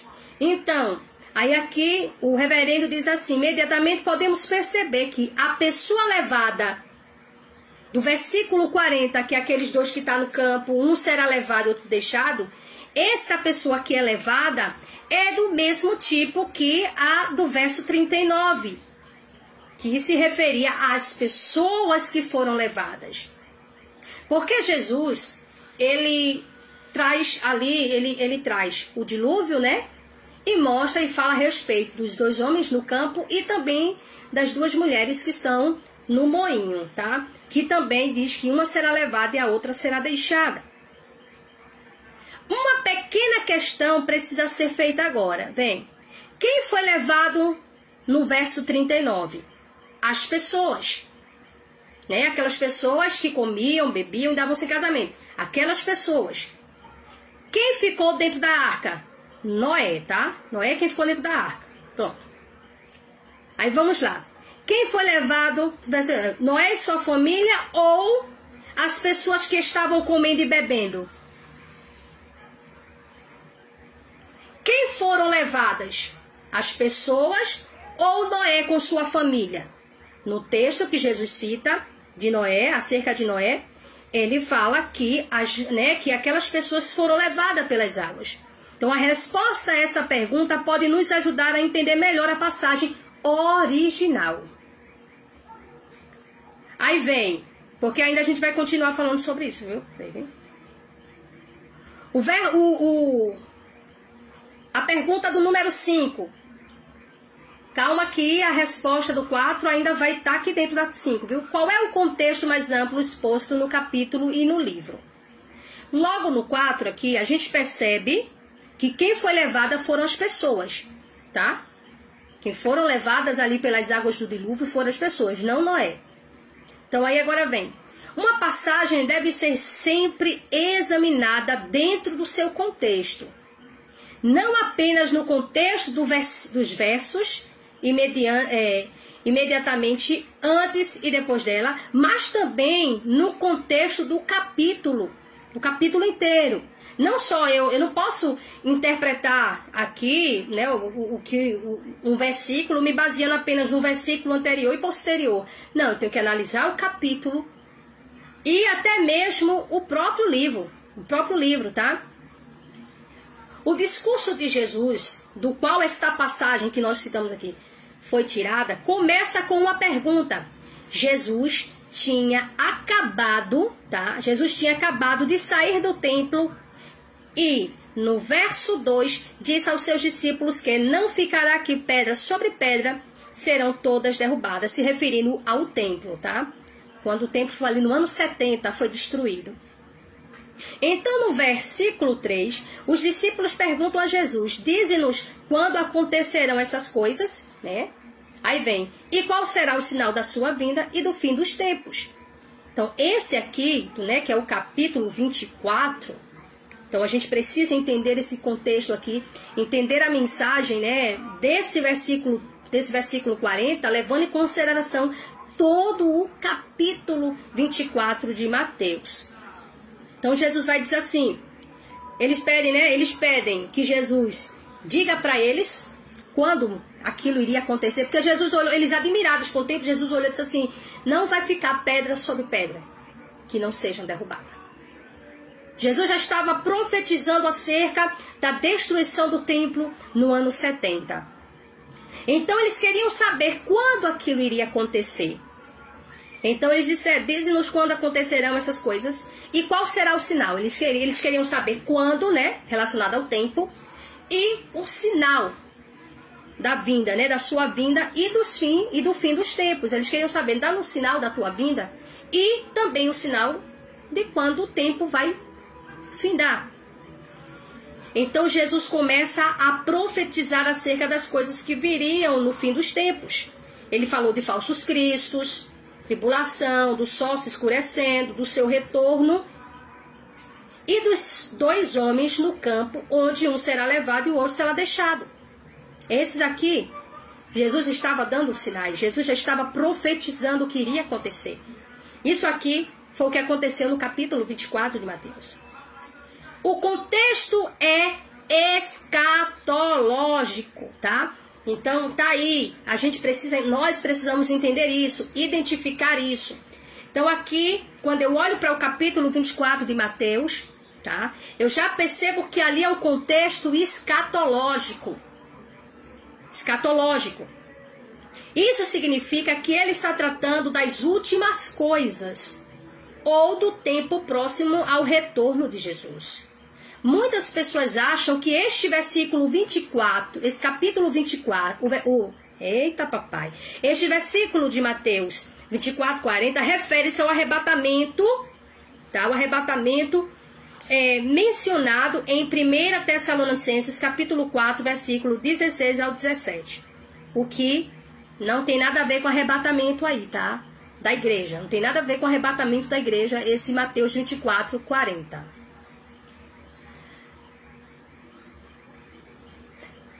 Pode ser, mas é interessante notar que o contexto do versículo sugere que o mal é que será levado e não o bom. Você está entendendo aqui? Eu não posso pegar esse texto, esse contexto de Mateus 24 e fazer um paralelo ou querer dizer que aqui se trata, esse capítulo 24, versículo 40, se trata do mesmo assunto que a gente encontra em 1 Tessalonicenses, capítulo 4, versículo 16 e 17, que ali se fala a respeito, né, do arrebatamento, da vinda do Senhor. Eu não posso dizer de forma alguma que é a mesma coisa, porque analisando o contexto é diferente. Porque Jesus fala que estarão dois no mesmo caminho, só que Jesus no verso 39, Jesus fala acerca do que aconteceu nos dias de Noé, acerca do dilúvio. Jesus disse o quê, né? Veio o dilúvio e levou a todos. Levou quem? Os que estavam fora da arca. Os que estavam dentro da arca, que foi Noé e sua família, estavam salvos. Aí ele fala do verso 40. No verso 40 fala, e estarão dois no campo, um será levado e o outro deixado. Então a gente já percebe que o contexto, né, do versículo sugere é que o mal é que será levado e não o bom, tá? Neste momento você pode estar pensando que este método de interpretação da passagem não é boa. Depois de tudo, o verso um será levado e o outro deixado é realmente acerca do arrebatamento. Foi o que nós aprendemos. Nós aprendemos aqui, ao longo de anos aí, que esse texto se trata de que a igreja vai ser levada, mas analisando o contexto, percebemos que quem foi levado foram as pessoas más e não as pessoas boas. Logo, esse contexto, esse texto aqui, esse versículo não tem nada a ver com o arrebatamento da igreja. É só isso. Não está dizendo que a igreja, que Cristo não vem buscar a sua igreja. Não é isso. Só estou dizendo para os irmãos que esse texto não fala acerca do arrebatamento da igreja. Tá? Não fala. Como você pode ver, né, nós todos chegamos à Bíblia com ideias pré-concebidas. Quando você vai ler um texto, muitas vezes, na maioria das vezes, você vai lê-lo já com ideias, já pré-concebidas. Você já chega ali com a ideia, às vezes com opinião formada, já que você aprendeu de alguém, você ouviu em algum lugar. E quando você se depara com o texto, você agora, quando começa a estudar, você começa a perceber que você aprendeu algumas coisas erradas. É uma coisa que eu digo agora, ou eu opto, tá? Ou eu opto por buscar agora me adaptar à verdade que está diante dos meus olhos, ou continuar seguindo da maneira errada que eu fui ensinada. Então o texto está muito claro. Cris, o que você quer dizer com tudo isso que você está falando? O que é que nós estamos aprendendo por esses dias aqui agora? A interpretar. Eu estou mostrando a você, na prática, como a gente analisar um texto.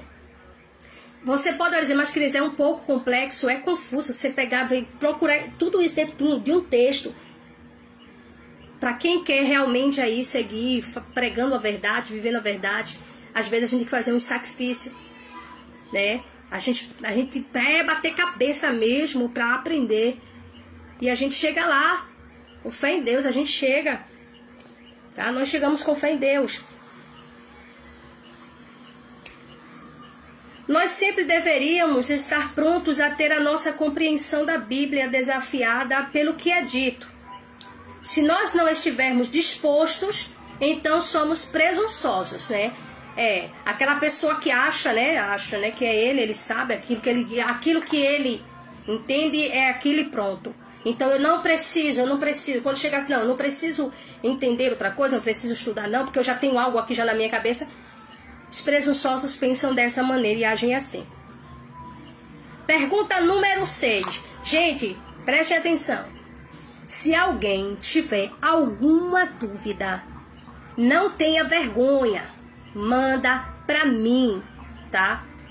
Manda pra mim. Pelo Messenger é melhor, porque aí fica melhor pra eu responder, tá? Quem tiver meu WhatsApp, manda pra mim no WhatsApp. Eu não tenho problema em responder não, tá? Não tenho problema.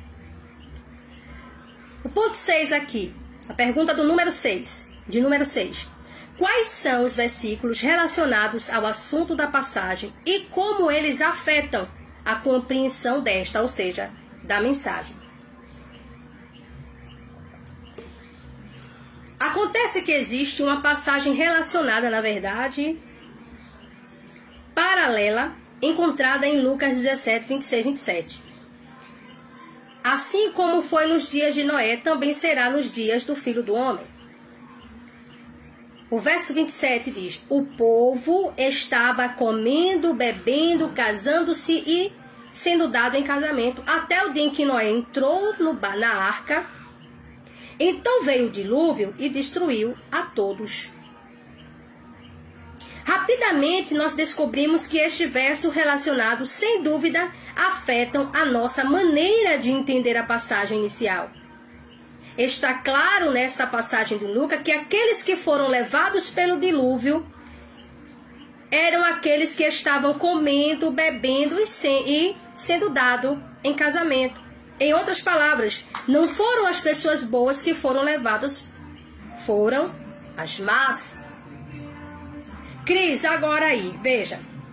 Lucas, né? Lucas também falou sobre esse assunto, tá? Falou sobre esse assunto. E aponta da mesma maneira, tá? Aí quando você olha aqui para esse versículo de Lucas, você chega à compreensão que em Mateus 24, que é o texto, foi o texto aqui escolhido para a gente analisar, está se referindo que as pessoas levadas foram as pessoas más. E as que ficaram, no caso na arca, né, foi as pessoas boas.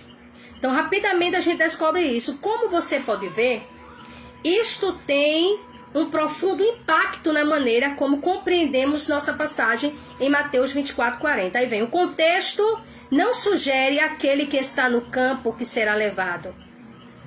Não, peraí. O contexto não sugere que aquele que está no campo que será levado não é o mal?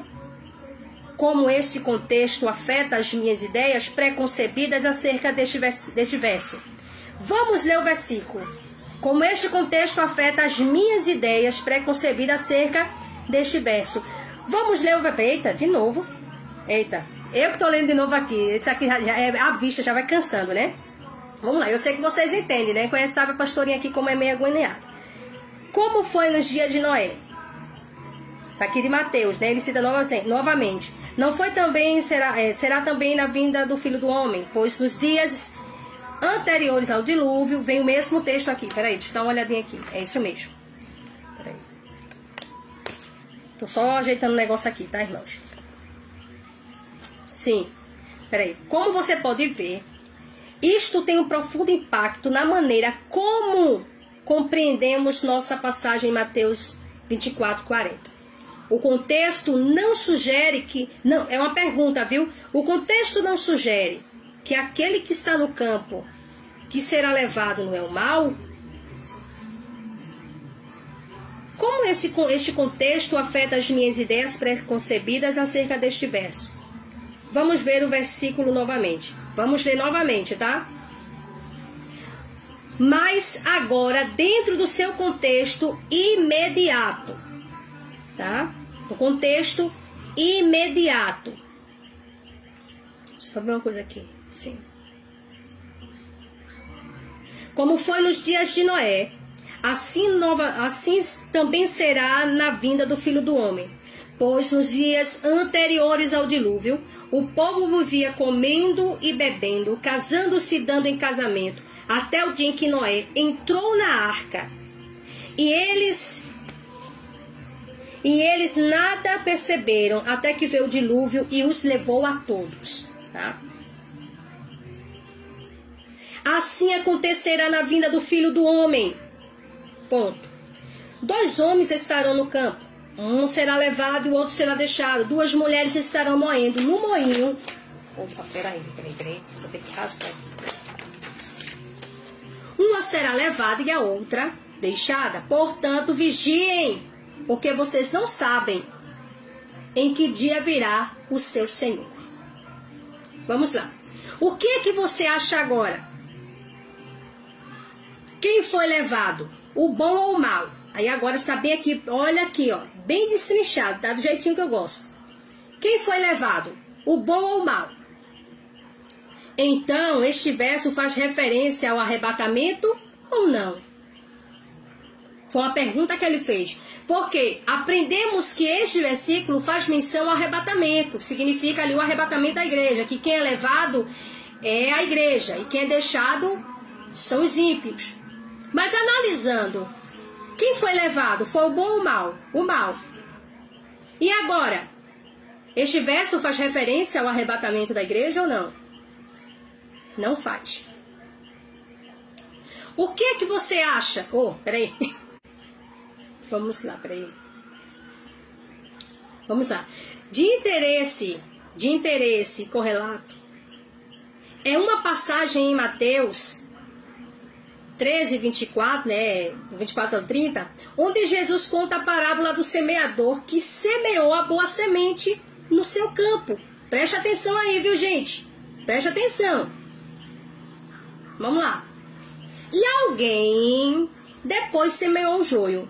Os servos perguntaram se eles deveriam ir imediatamente e arrancar o joio. Mas no verso 30 Jesus diz: deixem que cresçam juntos até a colheita. Então direi aos encarregados da colheita: juntem, preste atenção, juntem primeiro o quê? O joio, tá? Juntem primeiro o joio e amarrem-no em feixes para ser queimado. Depois, juntem o trigo e guardem no meu celeiro. O ponto digno de nota aqui é que o primeiro a ser ajuntado é o joio e não o trigo. Isto fica ainda mais interessante quando Jesus explica a parábola em Mateus 13, capítulo 13, versículo 36 ao 43, e estabelece que eles serão atirados à fornalha. Adicionalmente, quando nos voltamos para Lucas 17, que é a passagem paralela de Mateus 24, nós descobrimos que os discípulos fizeram a Jesus outra pergunta por causa da resposta de Jesus, que dizia: dois estarão no mesmo campo e um será levado. No verso 37, eles perguntam: onde, Senhor? Perguntaram eles. E Jesus respondeu: onde houver um cadáver, ali se ajuntarão os abutres. Eles serão levados a um lugar de morte. Tá? Jesus não estava aí. É por isso que eu digo uma coisa para a igreja. Veja, a gente vai aprendendo, não é isso? A gente está aprendendo aqui. Não é heresia. Aprender a verdade não é heresia. Tem gente que não aceita se deparar com a verdade. Tem gente que quando se depara com a verdade... Deixa eu ver uma coisinha. Amanhã a gente termina bonitinho. Tá? Tem gente que ao se deparar com a verdade não quer aceitar. Por quê? Não, para mim o que importa foi que o meu pastor me ensinou dessa forma aqui. Mas, gente, eu aprendi com homens e mulheres de Deus. Eu aprendi com pessoas também, sabe? Eu aprendi muita coisa boa, mas eu preciso entender que antes não tínhamos os recursos que temos hoje. Amém? Então, assim, quando eu olho para esse texto, quando eu olho para essa explicação, é onde a gente aprende. Quando a gente vai ver, vamos lá, quando fala-se, por exemplo, né, do joio, a parábola do joio e do trigo, a palavra do joio e do trigo, quando fala do campo, não está se referindo à igreja não, tá? Você vai se escandalizar agora. A gente já vai concluir, porque já vai dar 9 horas e daqui a pouco o celular trava de novo. O celular trava. Vamos lá, né? Eu quero terminar direitinho aqui. Olha, esse campo, quando Jesus assim, né, que o homem foi, semeou o trigo e veio outra pessoa, o inimigo, né, veio o inimigo e semeou o joio, não está falando da igreja. O campo aqui não é a igreja. Você vai ver quando Jesus explica a parábola do joio e do trigo. Jesus diz que o campo é o mundo, não é a igreja. Aí a gente fica escutando o tempo todo: não, porque aí dentro da igreja tem um joio e trigo. Dentro da igreja não tem joio, meu irmão. Não é joio e trigo dentro da igreja. O joio e trigo está no mundo. É o quê? Os filhos do maligno no mundo e a igreja. Você está entendendo agora? O campo é o mundo. O joio são os filhos do maligno. O trigo é a igreja. É a igreja. Então, no momento de tirar, como vai acontecer, meu irmão? Como é que eu posso dizer? A rapidez das coisas, eu não me pergunto como é que isso é coisa, isso é mistério. E mistério a gente não explica, a gente vive. Eu só sei dizer uma coisa, meu irmão. Ele vai dar ordem. E o ceifeiro vai vir, vai pegar o joio, vai atar em mole e vai jogar no fogo. Mas aqui, eu vejo este cenário aqui, não, por exemplo, não como um cenário de um arrebatamento. Este cenário aqui, não como um cenário de arrebatamento. Não. Porque aqui a gente vai ver uma separação. E esta separação, a gente vai ver isso diante do grande trono branco. É quando todos vão comparecer diante do tribunal de Deus. E todos serão julgados. Todos. Aos que estiverem à direita, Jesus dirá: vinde a mim, benditos do meu Pai, possui por herança o reino que está preparado para vocês desde a fundação do mundo. E aos que estiverem à esquerda, ele vai dizer: apartai-vos de mim, malditos, para o fogo eterno, que está preparado para o diabo e seus anjos. O inferno não foi preparado para o ser humano. O inferno foi preparado para o diabo e seus anjos. Porém, quando o homem rejeita a graça de Deus, ele está escolhendo agora ir para o fogo eterno. Então entendamos, esta parábola do joio e do trigo não está se falando de arrebatamento, mas está mostrando o cenário de julgamento, de separação, tá? Então nós vamos estar orando a Deus, agradecendo. Amanhã nós estaremos concluindo nosso estudo, tá? Em nome de Jesus, então ora junto comigo neste momento. Eterno Deus e Pai, graças dou ao Senhor pela vida da igreja, pela vida de cada um que aqui estão, aqueles que passaram aqui, que o Senhor continue abençoando a todos. Eu não posso recompensar essas pessoas pela dedicação de poder estarem aprendendo, mas o Teu Espírito, que nos dá entendimento, que nos dá fome e sede do conhecimento, pode, Senhor amado, cada vez mais nos capacitar e que nós venhamos crescer, não só na graça, como também no conhecimento. Que o Senhor continue abençoando a igreja, abençoando cada um de nós. Em nome de Jesus. Amém. Amanhã, às 8 horas da manhã, irmãos, estarei aqui com o nosso culto pela manhã. 8 horas da manhã, você está aqui trazendo a palavra para o teu coração, para alimentar a tua alma. Amanhã nós vamos concluir a mensagem da batalha de Josafá, a vitória que Deus trouxe aos filhos de Judá. Amém? Eu te convido, se desejar estar conosco amanhã, pela manhã, às 8 horas da manhã, orando e sendo edificado pela palavra de Deus. Amém? Que a graça do nosso Deus, o amor de nosso Pai, a comunhão e as consolações do Espírito Santo seja com todos nós. Que a paz de Deus, que excede a todo entendimento, seja contigo. Que aonde você chegar, a paz de Deus transborde em você de uma tal maneira que venha contagiar o lugar que você estiver, e quem estiver perto de você seja alcançado por esta paz de Deus que o Senhor derramará sobre o teu coração. Amém? Que aonde você tocar seja abençoado e próspero, aonde você pisar seja abençoado e próspero, em nome de Jesus. A bênção, mamãe! Vai ficar lindo, né, o pessoal recebendo esse vídeo. Que Deus continue abençoando a senhora, abençoando a todos, para a glória de Deus. Ale Rodrigues, que Deus te abençoe. Nossa irmã Cleide Cleide Barros. Que Deus te abençoe, Cleide. Beijo, Deus te abençoe. Nossa irmã Clarinda, um abraço, irmã Clarinda. Um beijo no coração de todos. Tchau, tchau, gente. Fiquem com Deus e a paz do Senhor.